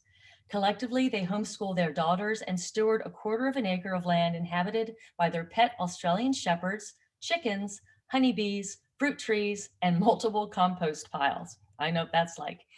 Welcome, Hop, and thank you so much for joining us from the West Coast. Right on, right on. Good afternoon to everybody. Really appreciate you all inviting me here. I do keep East Coast hours, as I was explaining to Lee, so it is 2:30 for me as well, at least in my own body rhythms. My pronouns are he, him, and I am, as Lee said, the Director of Organizational Transformation with the Sierra Club. I've been in the Sierra Club for about 6 years, and I'm speaking to you from unceded and occupied Tonga and Chumash territory in Southern California, just outside of what is now known as the San Gabriel Mountains. And I use that land acknowledgement in the sincere hope to repair relationships with the indigenous communities in our area and the tribal nations here, and to acknowledge that they have a long-term vision of land back, that they would like to have more immediate and long-term access to their cultural and historical land. So the strategy of encouraging other movement sectors to begin the tactic of installing land acknowledgements is just not an empty gesture, but it has a long-term movement strategy approach to righting the wrongs of the doctrine of discovery and colonialization. So I changed up I tuned in early to kind of get the vibe. You know, I wasn't quite sure why I was being asked to speak, and had to really engage Lee and a bunch of other people and talk about it. So I'm actually going to 86 half of what I was going to talk about, because y'all got it down. I don't even want to come up in here thinking that I got to deliver some kind of speech to y'all. You're already down on him as principles. I saw your points of unity. Those are fucking awesome. I saw the working groups, and you all are trying to cover a whole lot of territory in Virginia. So I'm going to change up a little bit of what I say, and hopefully by changing up, it doesn't become too raggedy, and I actually want to leave a little bit of time for some Q&A. And I know we're a little bit behind. So I was slated to talk for about 10 to 12 minutes on a 15-minute slide. I figure if I always try to undershoot, I'll land on time, because I think it might be helpful to have a couple questions, because I oftentimes know that folks have had a lot of different experiences with the Sierra Club, and they're like, who is this brother coming here talking about what do we have to learn from the Sierra Club? Well, they've been showing up all kinds of ways bad across the nation and history, et cetera, et cetera. So why is this brother up here trying to talk to me about equity, justice, and inclusion and a Green New Deal? So I get all that. I'm coming into the room knowing that that's already in a number of people's minds. And so I'm cool with that. So you can come at me however you like to, and I'll respond in a principled way to try to answer the questions that I can in the capacity I serve inside the Sierra Club. And so having said that, I do encourage you all to throw questions in the chat based on what I'm saying that seem appropriate, that you might want to talk about. And I'm going to try to talk about our current and ongoing evolution as an organization that's trying to center equity and justice, and how we operate in coalition spaces, which this is it. And that can oftentimes be challenging. And so I do want to give a shout out to Lee Williams again for inviting me to come here today, and hopefully my performance today will be worthy of at least continuing to have her speak to me. And then I want to give a shout out to Tim Saminsky, who's also a fellow Sierran, because he's running tech for this event. So shout out to the folks in the background making it all possible. And I also want to thank all of you all for being here. And I didn't set my timer, so Lee, you're gonna have to be waving. You're right, you're the very next tile to me. So when I get like 3 minutes before I need to end, you go ahead and give me a little wave, and I'll be able to get myself together on that. And I want to say love and rage to all of you all, because I know that these moments are full of contradiction. They're full of love for our families and for our communities, and also full of rage for the amount of injustice that we're collectively experiencing, or we're witnessing other people experience. And I think that, and I'm going to be talking about co-holding multiple truths at the same time, and the contradiction of the moment, which of course coalition politics requires to do that. And I know that we're all holding a lot in this moment. Some of us are caring for elders, some of us are mourning, or maybe haven't even been able to mourn the fact that we've lost family members, we've lost community members, we might have lost members in our organization to COVID-19 or to police and state-sanctioned violence against Black and Brown communities, that we're co-holding in some ways, right? Our participation in the largest civil rights, human rights movement the world has seen since the 1960s, that movement was able to finally bring together justice for George Floyd, and maybe offer some solace to his family and to this community by delivering 3 guilty verdicts. And then on one hand, we want to feel like, why are we celebrating what other people just get, right? Why are we celebrating mediocrity for ourselves? And in this moment, it seems as if white supremacy is trying to get us to co-sign mediocrity. And that can be just as frustrating and sometimes deflating, so that we can't even really appreciate some of what's happening. And then we also want to hold that, again, the movement for Black Lives has given us a moment inside the United States and globally to really re-examine what public safety looks like.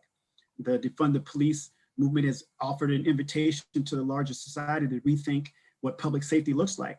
It's also given us an opportunity to engage ourselves and with other members inside our organizations or inside our community about exactly what does defund really mean, and how do we engage in political struggle, where there's some communities who believe that, yeah, the police are just out of control and they're targeting Black and brown communities, but why do you all have to say defund the police? Why can't you just say, like, you know, move some money, or what, you know, and we get to engage in a political struggle with our allies or would-be allies around the real politics of what we're trying to do. And so that was kind of a little bit of my opening statement. And the rest of this stuff I'm going to really cut down, because like I said, again, just because it's written in your sign-on agreement, I know it doesn't mean that everybody has 100% alignment with everything that's in there, that you as an individual might have a higher level of alignment than the organization you're representing. However, I think there's a basic agreement on this call that we got to prioritize those on the front lines of climate change and injustice in our communities. And there's really no real distinction between what's brought us to climate change and the other injustices that we're trying to rectify. That Black communities, Indigenous communities, Latinx and Latina communities, Asian and Pacific Islander communities, those living with disabilities, young folks, working class people, and those folks have been systematically locked out of economic opportunity. We need to have them be at the center of the remedy. They actually have solutions, and we should be listening to them. And in those places where we can't, we need to lean in on the Jimenez principles and make sure that we're centering them at the beginning, middle, and end of it. That we have to be bold to demand change at the scope and scale of the cascading crises represented in our economy and our democracy and in our climate. Yeah. You know, and I think one of the key pieces that I take from my permaculture work is that one of the ethical foundations we have is to seek peace and to guard human rights everywhere. And we have to actually be thinking about this, and this is really hard for a majority white organization. When I started the Sierra Club, we had 2.9 million members, 64 chapters, and about a base of 4,000 active volunteers. We're now 6 years into it. We have a base just under 4 million people, a community of about 8,000 to 9,000 active members on a day-to-day basis in 64 chapters, and one in Canada, one in the Commonwealth of Puerto Rico. And that 4 million people totally represents a population larger than 22 or 23 states in the union. So we're trying to practice governance on a massive scale for an organization. And so I think part of the reason why Lee asked me was because of a series of articles and blogs I've been writing about the Sierra Club's work. One of the articles I think in particular was Racism is Killing the Planet. And in you know, some of the articles and blogs are very inwardly facing towards the Sierra Club and directed at the mainstream environmental movement. And although the mainstream environmental movement is not my political home, right? It's not the movement I came out of, it's not the movement I was trained in, but it is the movement right now, the movement sector right now where I do most of my political and movement work. And I've tried to be cognizant of where my politics begin and end, where the Sierra Clubs begin and end, and where the mainstream environmental movement is, and where those other movements and sectors I'm trying to get our organization to be in right relationship with. And oftentimes those don't always overlap nicely. For the most part, they don't. And I think looking at the diversity on this call, I would imagine some of you all know what that feels like, to have a personal politic that's very different than where your organization is, and been trying to do work in communities where you come from, and then have folks in the community be like, yo, what are you doing? What are you doing in an organization? What's this organization doing to our communities? And so in Racism is Killing the Planet, I introduced concepts to our community, the environmental community, like doctrine of discovery, settler colonialism, anti-indigeneity, anti-Blackness, anti-racism, disposability and extraction, and regenerative economies. Those weren't terms that were broadly understood inside of the Sierra Club or broadly understood inside of the mainstream environmental movement. I mean, clearly there were organizers and activists that understood these things, that had come out of and had been part of the environmental movement, but they were concepts that weren't readily understood. And not having that context disallowed the environmental movement in my organization from connecting the dots between protecting the environment and protecting social, political, and cultural rights for people. And in this article, I try to do that by telling a story using the death and murder of George Floyd as an example of how you can't have climate change without sacrifice zones, and you can't have sacrifice zones without disposable people, and you can't have disposable people without racism. That climate chaos is fueled by racism, and anti-racism is the key to ending sacrifice zones and pollution that drive climate chaos. And looking at the underlying root cause of many of these things was white supremacy and white nationalism. That if we thought that we could continue to address climate by itself without addressing racism, white nationalism, white supremacy, we were actually fooling ourselves, that we were actually working against not only our own objectives, but actually actively and consciously and unconsciously acting against some of the very communities and partners that we were trying to be in community and alignment with. And so I've always tried to be clear about my front line. I've always tried to be clear about where my organization was. And again, like I said, sometimes I've been fortunate to have that. And you know, that article was an attempt to align our organization's words and deeds with what was needed as the current conditions demanded. That our organizational position of power and privilege within the environmental movement compelled us to do and be different, to really begin to make the connection that our fight for the planet was really a fight for the humanity of all people on the planet, and that we bared a special responsibility to address societal inequities because of our organizational history. And sometimes we had not been in the right relationship with communities that were most impacted by the things we were fighting against. And as an organization, as an environmental movement, we were nowhere near the capacity, even having the largest organized base outside of organized labor, we were not enough alone to solve these problems, that we actually had to be in partnership and in solidarity with other folks. And we had to actually move beyond charity, which is doing for, to solidarity, which was moving with and partnering with, right? One is kind of chauvinistic. Well, those poor people over there, I wish those things weren't happening to them. To solidarity being, well, you know what, white supremacy is actually dehumanizing me as a white person, right? It's preventing me from being who I could really be. And I'm not doing and fighting white supremacy for those folks over there. I'm actually fighting it because I don't want my sister, brother, mother, uncle, cousin to also be a white supremacist. And I no longer want to do things that are dehumanizing me. So trying to move my organization from a place of charity, which I think of many NGOs are, because they don't really see that the work that they're doing is impacting them in a real significant way, to a place of solidarity is a key piece of the work that I do at the Sierra Club. And so the best message I got 10 minutes, man, I got a whole bunch out. All right, so the best thing that I can do is to really talk to you about, and then I'm going to really open it up for any kind of questions y'all might have, is that, you know, I really tried to break this down for folks. And I really subsequently, in my previous role as Director of Strategic Partnerships, really tried to clarify for the organization, how could an organization of our size and stature that sometimes just by showing up in the room sucks all the oxygen out, consciously or unconsciously, was to kind of clarify how we showed up. How did we actually enter a community? And how did we exit a community? Because both of those things are very important. Sometimes it can be very quick between the time you enter and between you exit. Ideally, you should always be in community wherever you are, so that you don't have to keep re-entering and exiting. And that's kind of a hard concept for organizations that operate at the size and scale and with the underlying values of the organization. Those things are changing.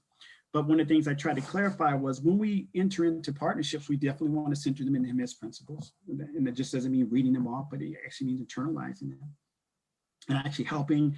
And all these things aren't, for sure, complete inside an organization. They were started long before I got there, and they'll be continued long after I'm gone, I hope, which is learning where we lead, where we co-lead, and where we support. That's very interesting, you know, from an intersectional perspective in coalition building and cross-sector movement work, where we have some expertise in some areas around pipelines and water and conserving land, and we should lead, and we should look for other partners and other ways in which we do that. And even when we're leading on an issue, we should also, at the same time, seek to use our resources and our power and privilege to lift up those communities in which we're impacted by the very things that we're trying to eradicate, even though we're taking a lead on them responsibly.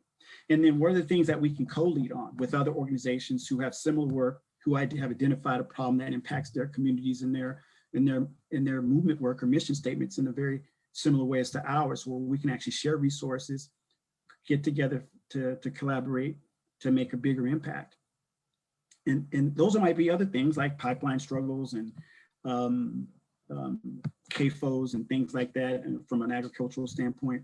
And then there are those pieces of sector movement work that we don't have expertise in, for example, in the movement for Black Lives or around immigration.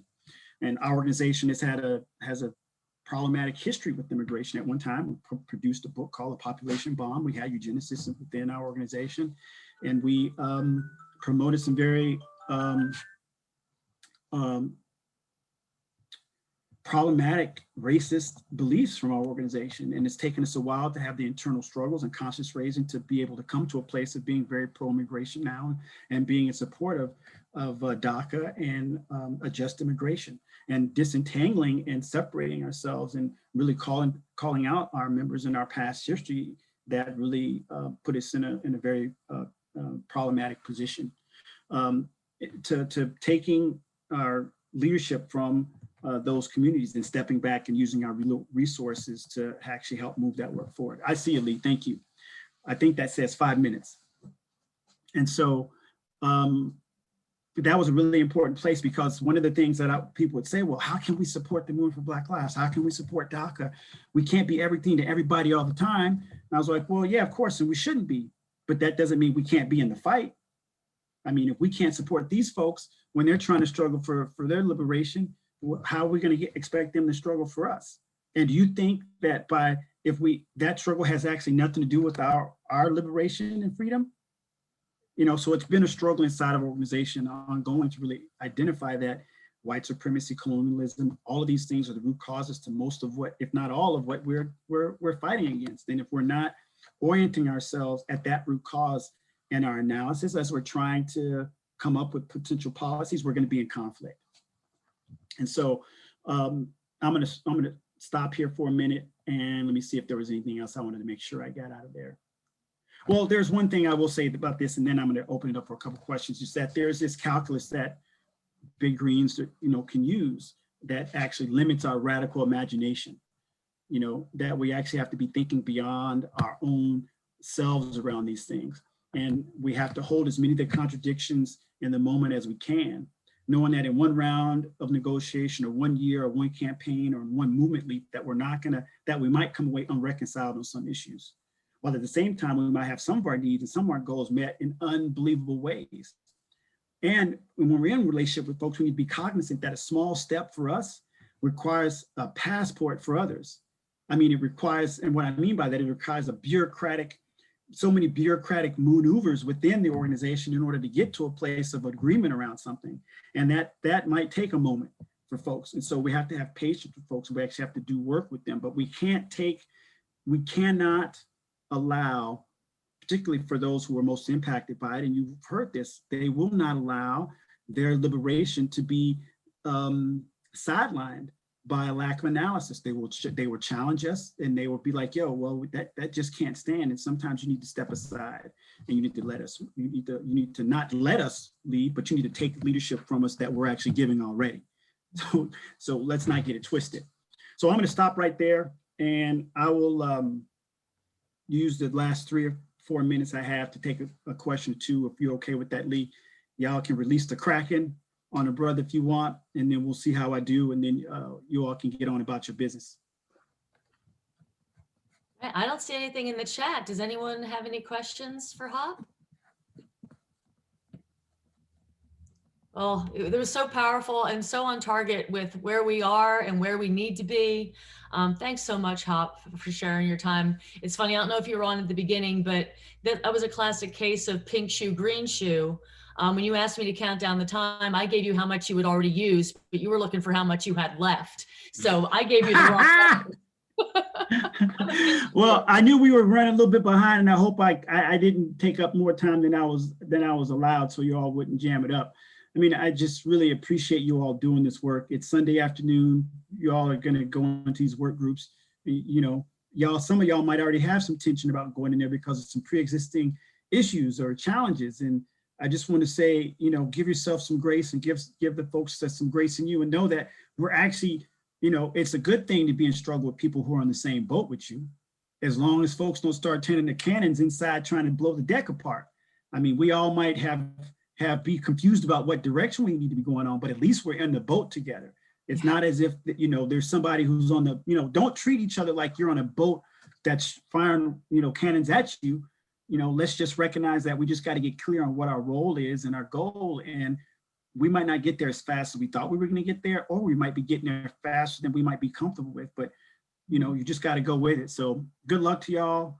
Hope y'all got some first aid kits handy, and I'll see y'all later.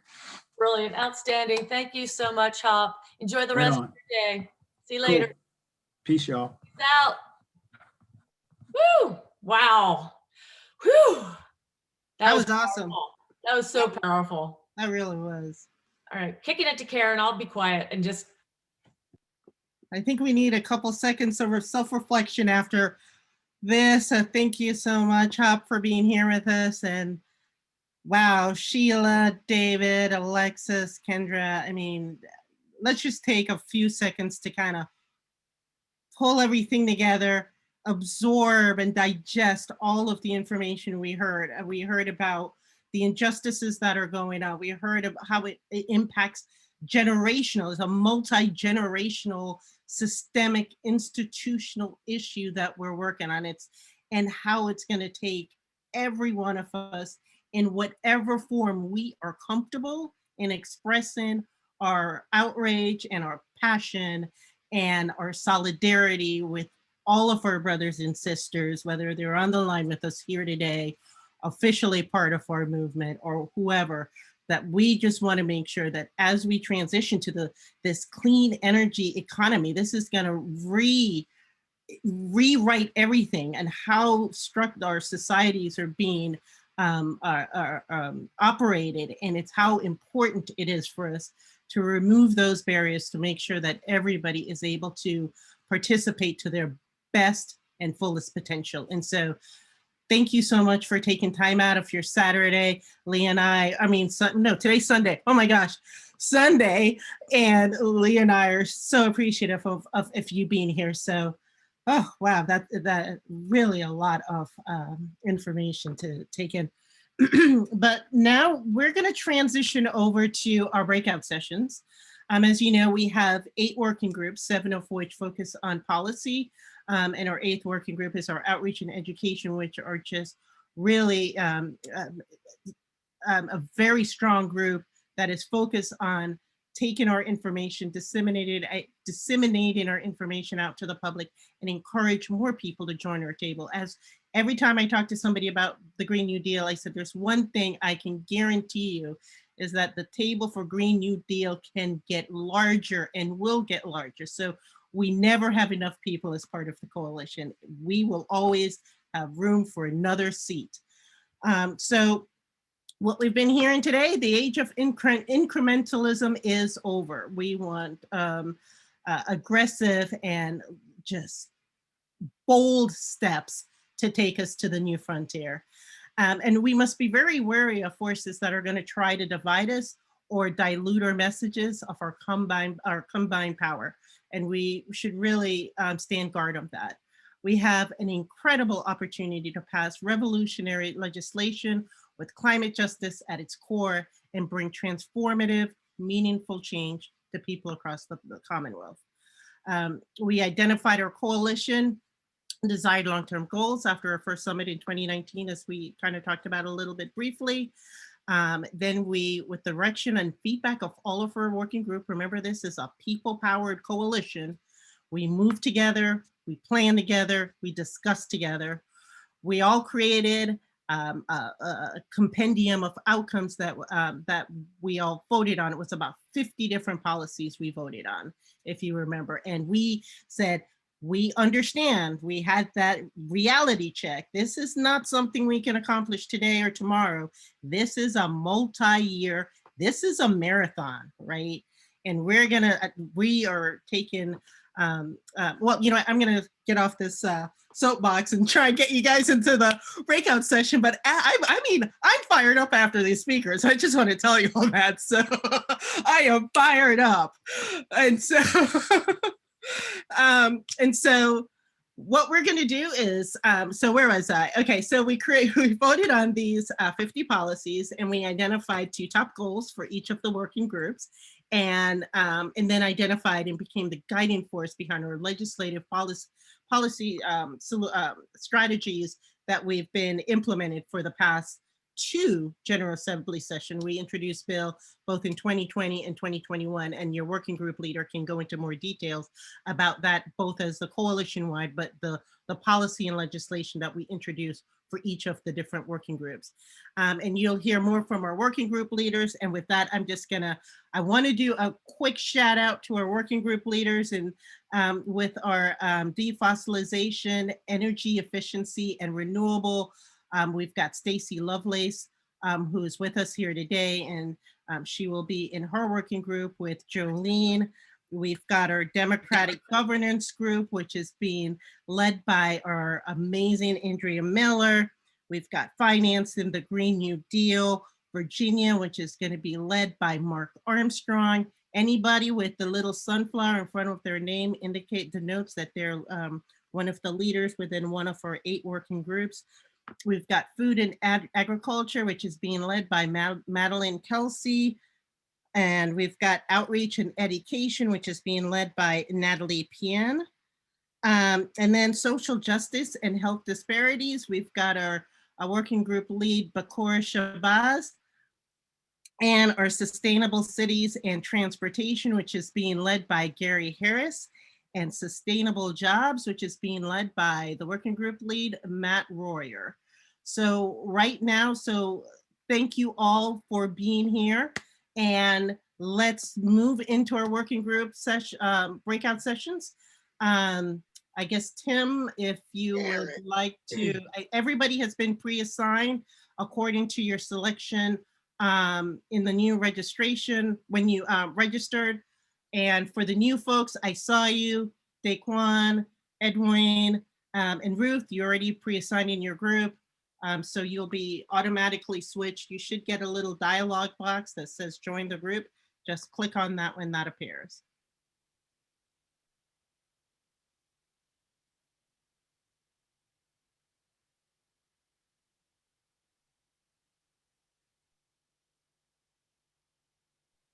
Bye, everyone. We'll see you in about 40 minutes. So do we have everybody back or not? It's giving them a 50-second countdown. Okay, I'll just explain to everybody what this is who are already here. And then we can just, this is our word cloud. It's a collection of all the different words that everybody brought up for that first question on what does everybody feel about moving into the 2022 General Assembly session. So we don't have everything yet. There are some working groups that I didn't get the words for. So when we send out the minutes, we will have a compilation, one that has everybody's words in it. And then if possible, we'll have one per working group. But and for those who are not really familiar with word clouds, it's basically the larger and word clouds. First thing I heard when I popped in here. Yeah, we did the space and everything. Everybody said to that. What if you could use one word? How would you explain, or what would you use to express how you feel moving into the 2022 General Assembly session?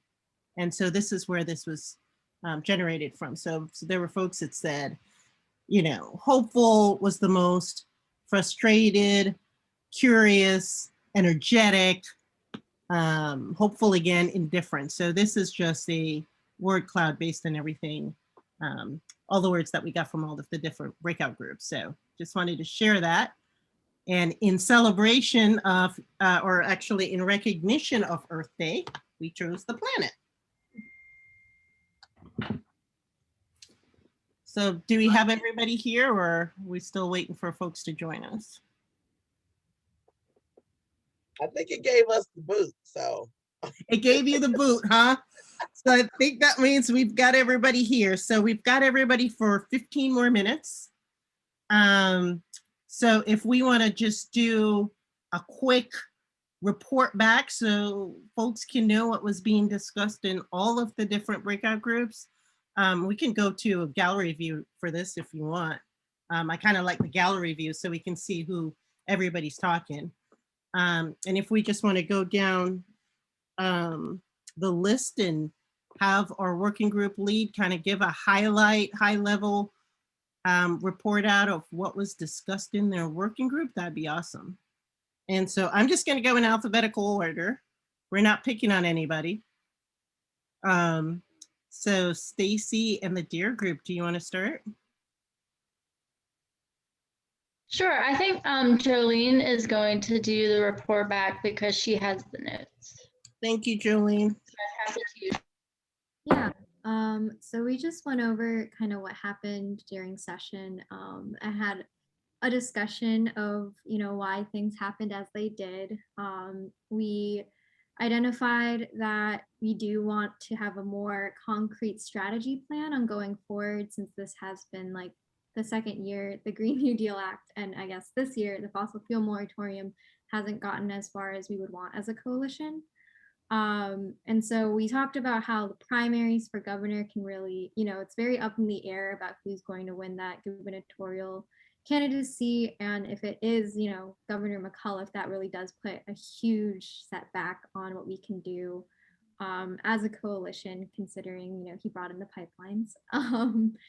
And we decided that, if other gubernatorial candidates, like say Carol Foy or McClellan, who have shown to be more pushable, win the governorship, then that might be the target we want to focus on. And right now, either way, a target that we're looking at is Philo Corn, and we were just kind of thinking about how to advance power or make power over Philo Corn so that she pushes the bill further, because either way, she's the first step to getting our bills kind of through the House. So yeah, we were just discussing how to organize in her district, kind of the type of messaging we want to do around her, because she does come off as progressive in some ways. By, I don't know, my personal opinion, progressive for her is just the label Democrat. But yeah, so we were just thinking of maybe amplifying messaging, kind of the donations she's taken, she's taken donations from Amazon, from an MVP, and kind of, making that more public knowledge. And yeah, we didn't really flesh out a lot, but we landed on having a more deep power mapping strategy session for all these targets, including the gubernatorial candidates. Because if we do get a more progressive gubernatorial candidate, that could be a really good avenue, especially since a lot of them wanted a 100% by 2035 plan, and some have indicated a moratorium on fossil fuels as well. Yeah. Stacey, I don't know if I missed anything, but. No, I think that covered it.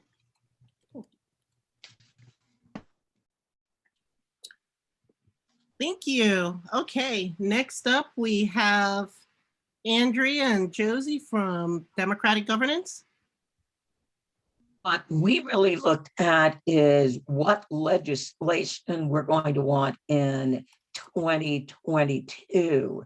A lot of our bills from previous years, we did fairly well with a lot of the voting bills. So we already began concentrating on what we would really want to do in 2022. So Josie, go ahead and take that away.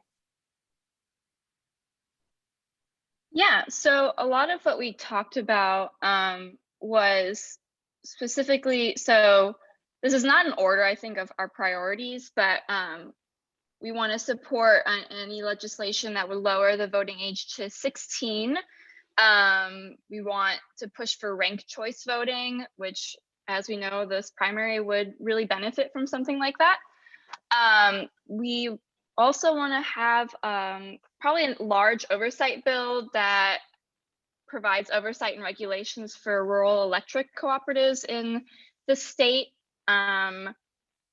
A constitutional, something we talked about was, even though there was a ballot measure for redistricting, we want to have a constitutional amendment that would add 2 additional measures. One, to have anti-gerrymandering language included in our redistricting legislation laws, and that the committee that now exists is still kind of run by the the General Assembly, so we want it to be fully independent. Another bill we've considered is one that would just support the We the People amendment. And then we had quite a few campaign finance bills. So we want to continue supporting Samira's bill that would ban donations from public service corporations such as, or especially, Dominion. Others we want to support are bills that would also limit individual contributions, preferably up to 10,000. But I believe the last bill was up to 20,000. And also public financing of elections. I know I went through that kind of quickly, but yeah. Anything you want to add, Andrea? Thanks, Josie. No, not really. So as I said, we did well with our voting rights legislation. Now we're really looking at beginning to tighten things and achieve oversight. So thank you. All right, thank you, Democratic Governance. Now I would like to ask Mark to report out for financing the Green New Deal, Virginia. Sure. Chris from the Commonwealth Institute joined me, and we had a good discussion about what the Commonwealth Institute does. They provide fiscal and economic analysis for public policy here in Virginia, especially how it relates to how it impacts low-income folks. And so we had a good discussion about the levers of credit using a public bank to fund the Green New Deal, and how postal banking, which would be coming from the federal level, could help people with who are unbanked, typically low-income folks who are unbanked and want to avoid the banking system. Postal bank could help them quite a bit. The next step, I think, here in Virginia is for me to do an information briefing at the State House, which I'll probably do this next fall, and Chris was willing to help me on that. And it's within their mission, I think, to provide education in this space. And so I'll be doing that probably after the election and organizing it during the fall. That's it. Fantastic, thank you. All right, next up, we have Natalie and Kayla for, nope, I skipped Madeline. We have Madeline for Food and Agriculture. Oops, sorry, Madeline. No problem, no problem. Yeah, so we discussed what we wanted to talk about next, work on and focus on next legislative session as well. We last year did well with our local food infrastructure bill. So we want to focus our energy on our soil health bill and carbon capture sequestration using soil practices this legislative session. So a big first step for that is working with other folks in the Commonwealth that are already working on that issue. The other thing that we want to focus on is finding and exploring what issues farmers in Virginia are having right now that are rooted in climate impacts, figuring out what those are, making sure we're talking to lots of different farmers. So I think we'll definitely need to do some research there, but turning those issues into solutions that are legislative. And the other questions that we did talk about were, is it clear what the expectations are for coalition members? Also, what do we want as we're looking forward to the next legislative session? One thing that came up in our group was definitely more accountability for coalition members and what's expected from them. Also making sure that we have a strategy that is accessible and, deeply engaged with all members of the coalition. One thing that we said was that more large coalition meetings kind of like this, or, something maybe slightly different, could be really useful.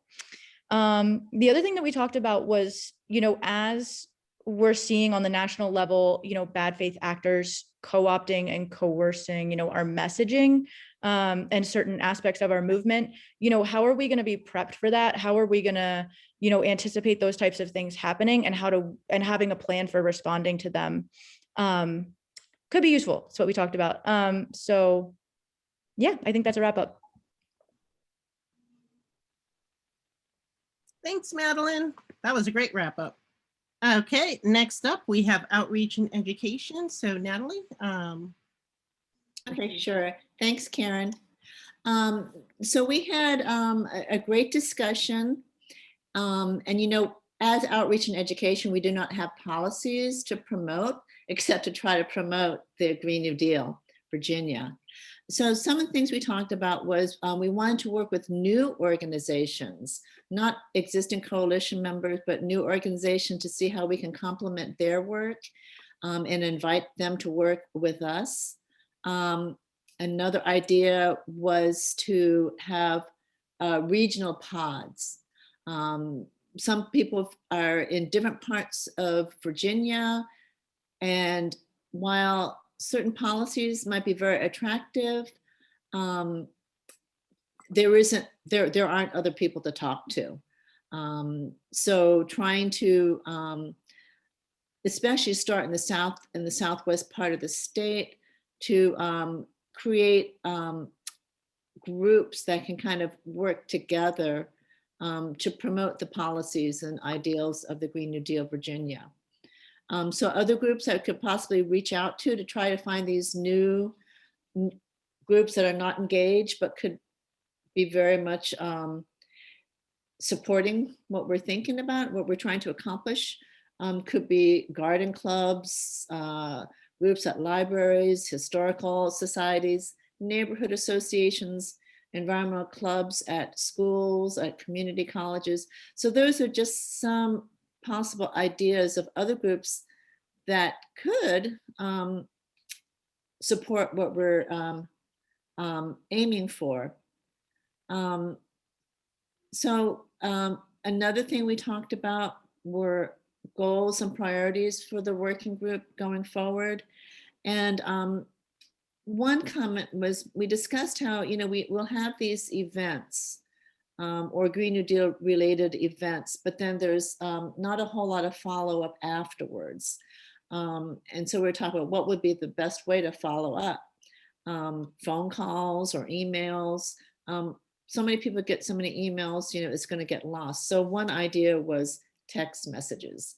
People tend to check their text messages more frequently and actually respond to them.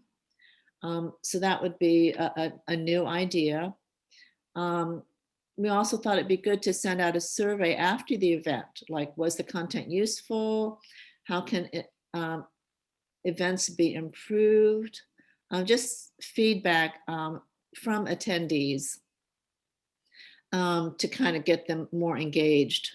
Another thing that we thought would be really helpful if we're trying to reach out to people who aren't already engaged, or even just to share what we're all about, is to create materials like PDFs on the topics, on the policies. And then, so, if people attend an event and they find it interesting, then they'll have something that they can use to talk to their friends and their family and their neighbors, something to talk about on something that excites them.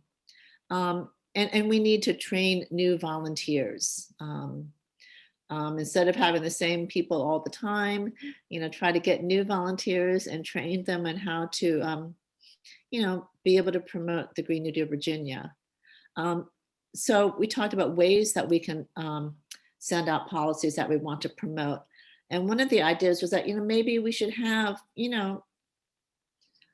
especially after events, follow up with text messaging and resources for people to use to talk about issues that they find important. So one thing I forgot to mention was, the use of flyers to put in these public places, that people who don't necessarily come to a Green New Deal event, they can say, oh, there's something interesting coming along that they might want to attend, and then just really give them a means to talk to their friends and family and to become more engaged with the Green New Deal Virginia. So those who were in the Outreach and Education Working Group, did I miss anything? Was there something you wanted to add? No, I think you covered everything. Yeah. Okay. Thanks. Fantastic. Thanks, Natalie. Sure.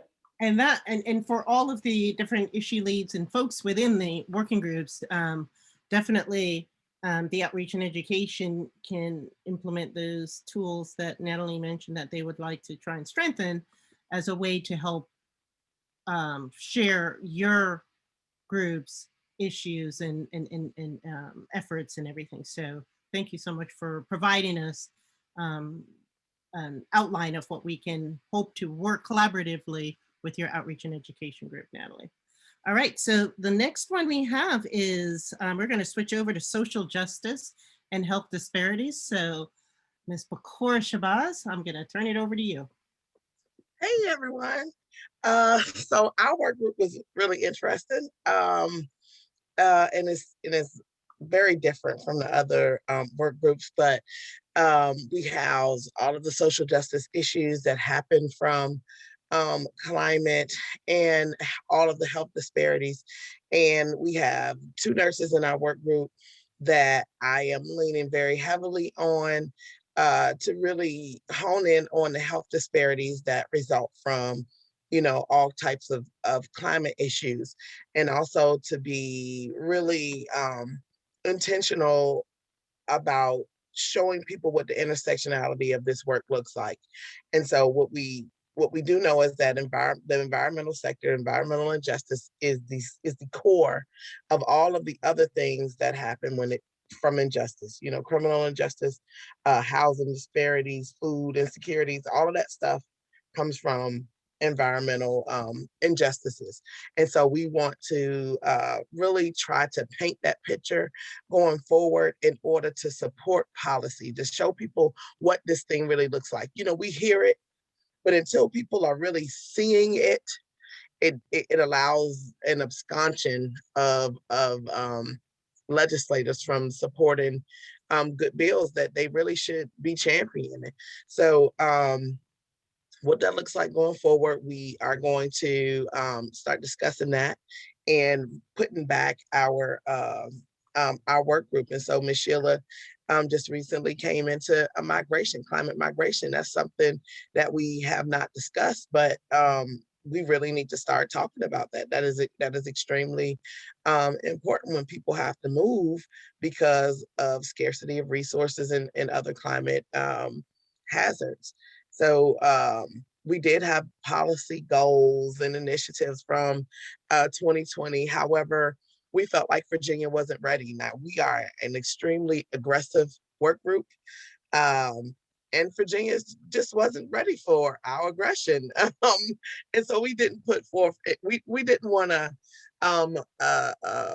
boggle down our other partners in this work by being so super aggressive. But now we're seeing with so much happening in the world today, nationally, that is time.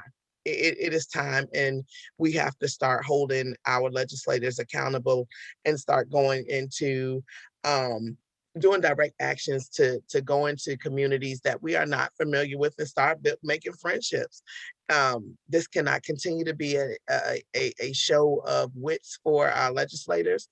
if you don't do what we ask you to do, we know how many people got you elected, and we have that many more friends in the Green New Deal or whatever it is that we're doing, and we will get you out. And so it's that new approach that we are going to start talking more about and start building, building on, and stop letting these lines keep us separated from the work. Because what is going on in one place may not be going on in another place, but that place where it's not happening at, we need the support of those folks. And so engaging people and getting them involved in work that they may not be involved in. And that is the partnerships and the engagement that the social justice and health disparities work group we'll be looking, into diving into, and, supporting folks. We had a conversation about, health disparities when it comes to treatment and diagnosis. Some folks don't get the privilege of knowing what kind of diagnosis, you have. You may have to end up finding out down the line like I did, and so those type of things that we're going to be bringing to the forefront this coming General Assembly session, and we'll start talking about policy as we work out our structure within that, because we're going to have we have two parts, but then we're going to have like some subparts in it as well. So we're looking forward to 2021 and holding folks accountable, and we're apologizing. We're apologizing and not apologizing, because we're going to be aggressive this General Assembly session, and they can like it or not, but we coming. Turning it back Yes. over, Karen. Yes. Yes, yes, and yes. Thank you, Bakora. Stay tuned 2022. I think that should be one of the words for what do we expect in 2022? Bakora. Yeah. That's our word cloud. Thanks, Bakora. Oh, yes.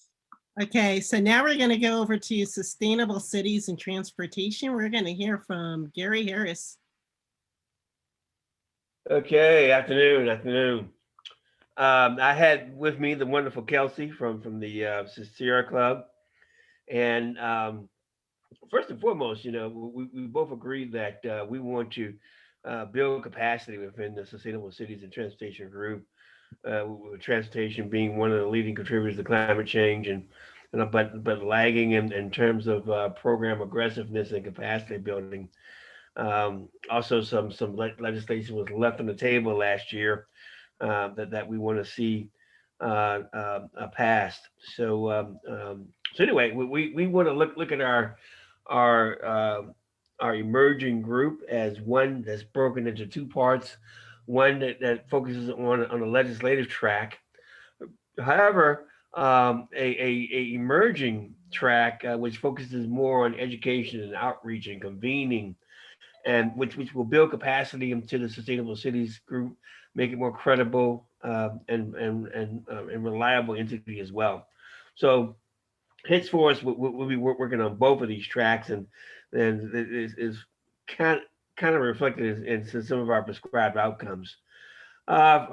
First thing we want to work on from a legislative perspective is to work on policy that will help transform bus and truck fleets into ones who are electrified, or electrification of those bus and truck fleets by 2050.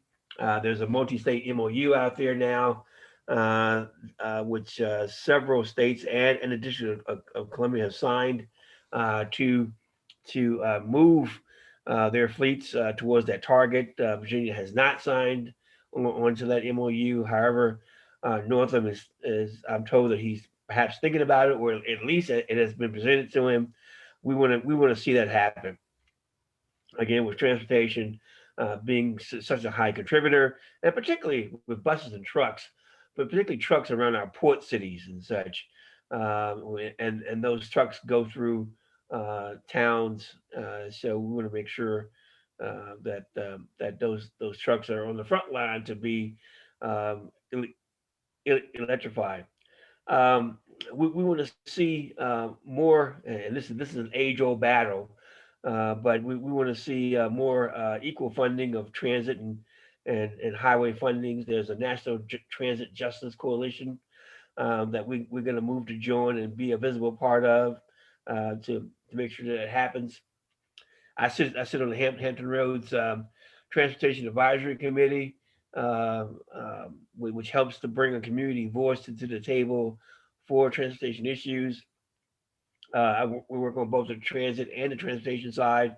We just approved $25.8 billion for a 2045 transportation plan, which was mainly roads and highways.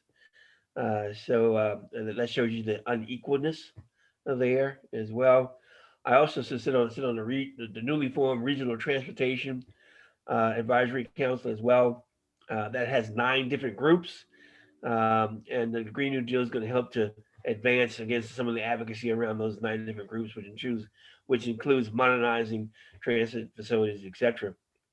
We want to become a more visible entity, more education programs, more advocacy programs, more about advising government and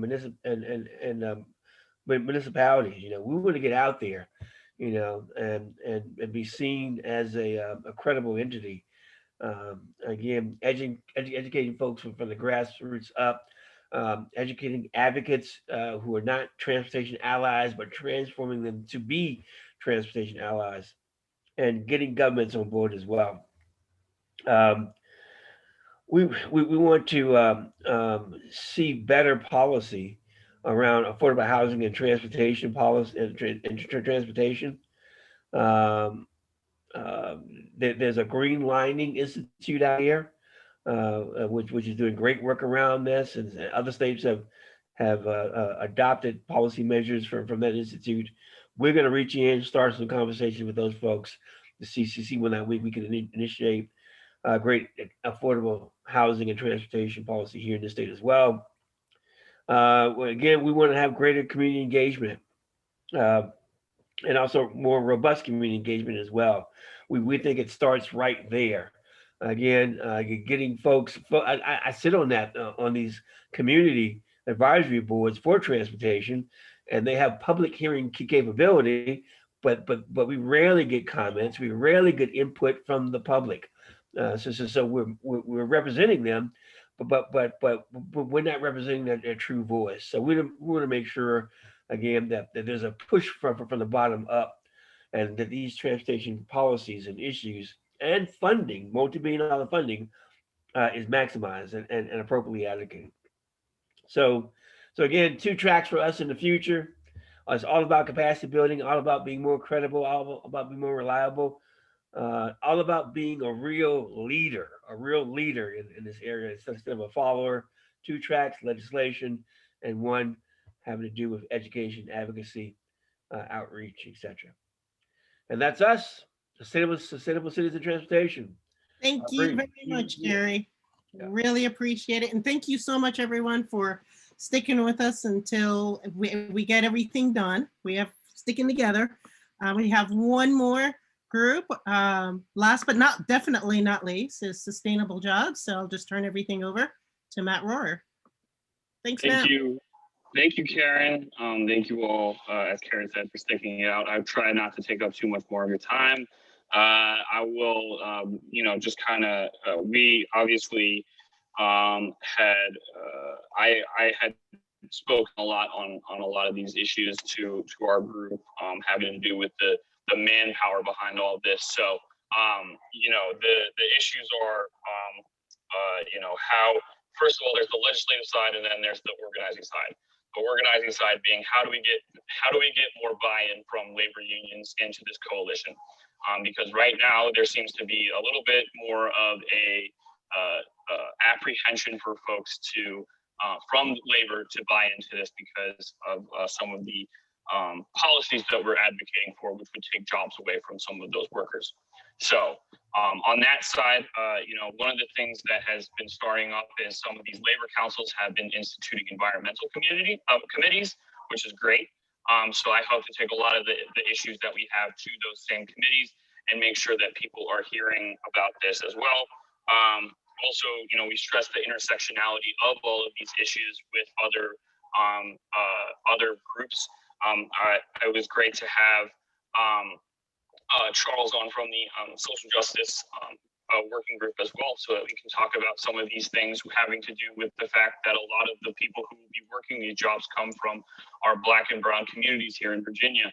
Make sure that those people are protected and they're getting the right the pay and the protection that they deserve in those jobs that we're creating for renewable energy, as David Broder was talking about earlier, and as Alexis had been talking about with a lot of the protections that we need for those. So on the legislative side, first and foremost, repealing right to work. That's our number one, is always going to be our number one until it gets done.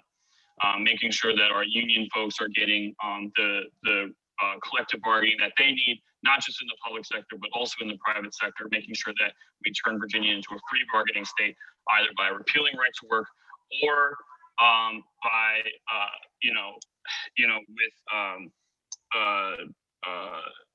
or by passing the PROS Act. So we are, the PRO Act in Congress, I should say. So that is one thing. Project labor agreements also, project labor agreements on all of renewable energy projects in the Green New Deal Act is going to continue to be a huge issue for us as well, so that we are making sure that all of the projects we're working on are getting the right type of labor, and not cheap labor, not exploitive labor, but labor that gets the bargaining rights that they all deserve to have. Also talking about the fossil fuel moratorium and the just transition. The just transition also is 100%, reliant upon the people that we're taking jobs away from also getting the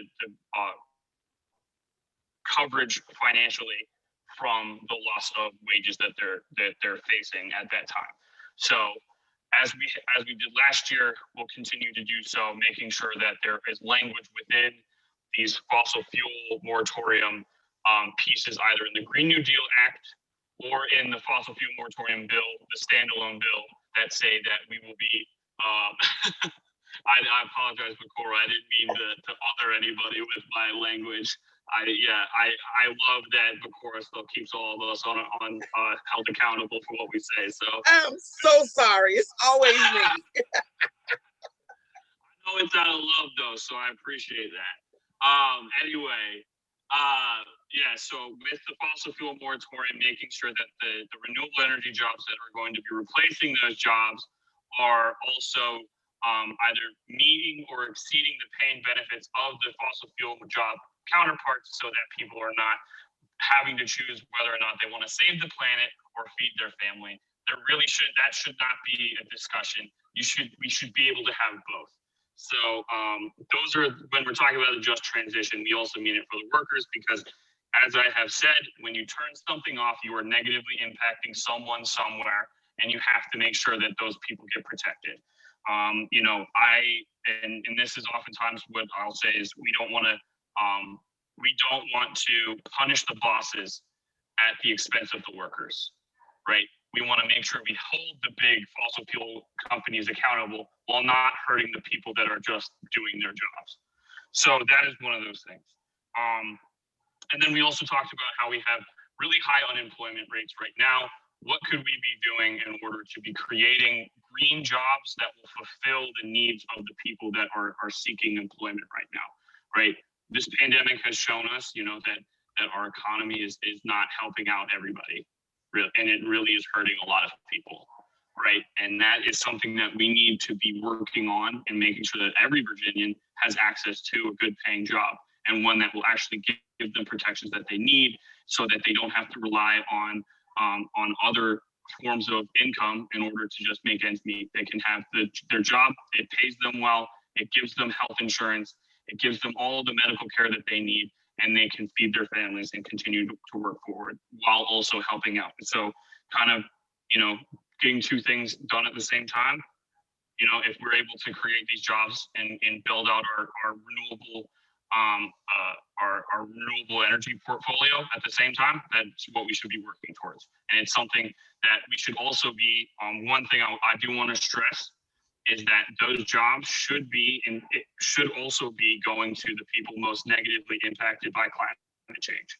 So for instance, our Black and brown communities will be the ones that need these jobs more than anything, because they're the ones that are often negatively impacted by carbon emitters. That is why, we have respiratory illnesses hugely impacting those Black and brown communities. Those are the people that should be also getting the economic benefits from all of this work as well. Also our rural communities. Most of these jobs will be going into places in like Southwest Virginia, in the Shenandoah Valley, a lot of places where there's a lot of land. Those are the ones that are also being ravaged by the climate crisis right now. Those should also be the ones that have, in places like that are former coal mining towns that have been hugely impacted by the decrease in the work out there. They've been lost. Most of those people don't have access to, there's massive food deserts that are out in rural America because there's no jobs there. No one wants to put their businesses out there. So we need to work on all of that as well. So a lot of that is starting, I think Bakuro said it as well in hers, electing the people that will actually do that for us, right? We want to take the AFL-CIO's lead when they're talking about, well, who's actually going to do the work for labor? If they're not going to do it, then we got to replace them, right? So those are the ones that we're going to be looking at 100%. So I think that we can really take a good mindset in knowing that we'll be on the right side of that, and we'll be pushing people to do the same thing. And then in the legislature, pushing for all of these pieces of legislation, once we get those people elected, going back and asking them for that. So that's what we got from Sustainable Jobs.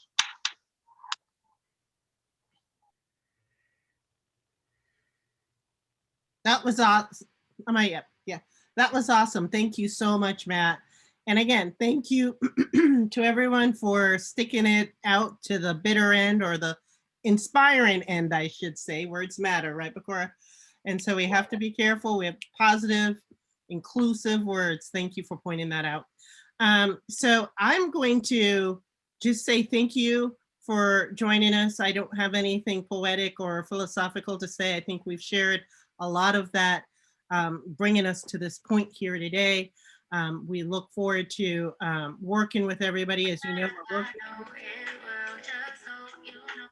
I think this is the Oscars. My time's up. You know how they pull people off the stage with the music going? Or was it just me that, okay.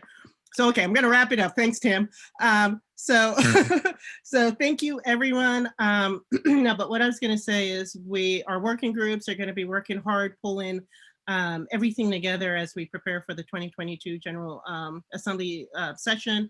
You looked around and you saw everybody that was here, and you saw we are missing a lot of people, and we need to get more people to the conversation.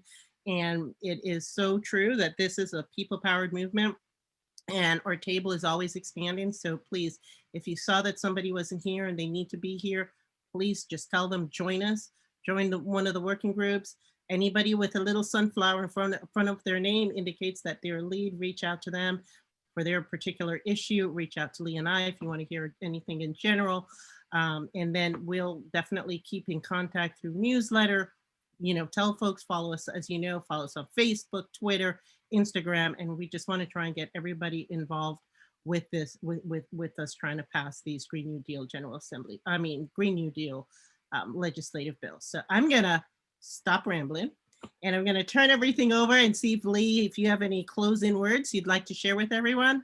Nothing nobody hasn't already heard before, but today is the first day of the next part of our journey, and we need everybody. Our next leader call is May the 10th. We usually meet on Mondays every other week at 5 o'clock or monthly as we roll into the summer. And if folks, everyone seem to be talking about building capacity.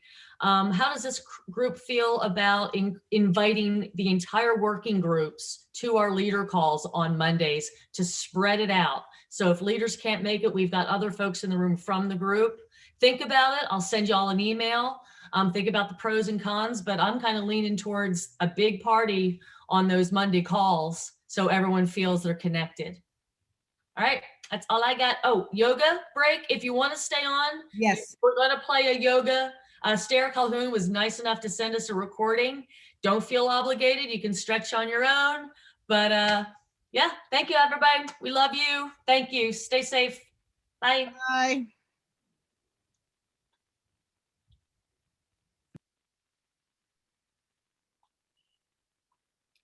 So good afternoon.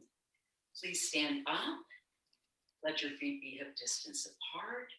Press your feet down firmly into the floor. Lift and lengthen your spine. Roll your shoulder blades up, back, and down. Some energy down through your fingertips. Hi, I'm Stair. Let me put my timer on so that I don't go over on this. All right, so please drop your chin to your chest. Keep the energy going down to take your chin over to your left pec as if you're going to look over your left shoulder. Drop your left ear behind your left shoulder and down to the right pec and into the middle, and one more time in that direction. So the chin goes over to the left pec, the ear goes behind, the chin goes up, over, around the right ear. Now it's behind the right shoulder and come on down. Keep the ribs down. Let's go the other way. The chin goes to the right pec, the ear drops behind the right shoulder, the chin goes up, around, and down here to the left pec, and then you do it again. To the right pec,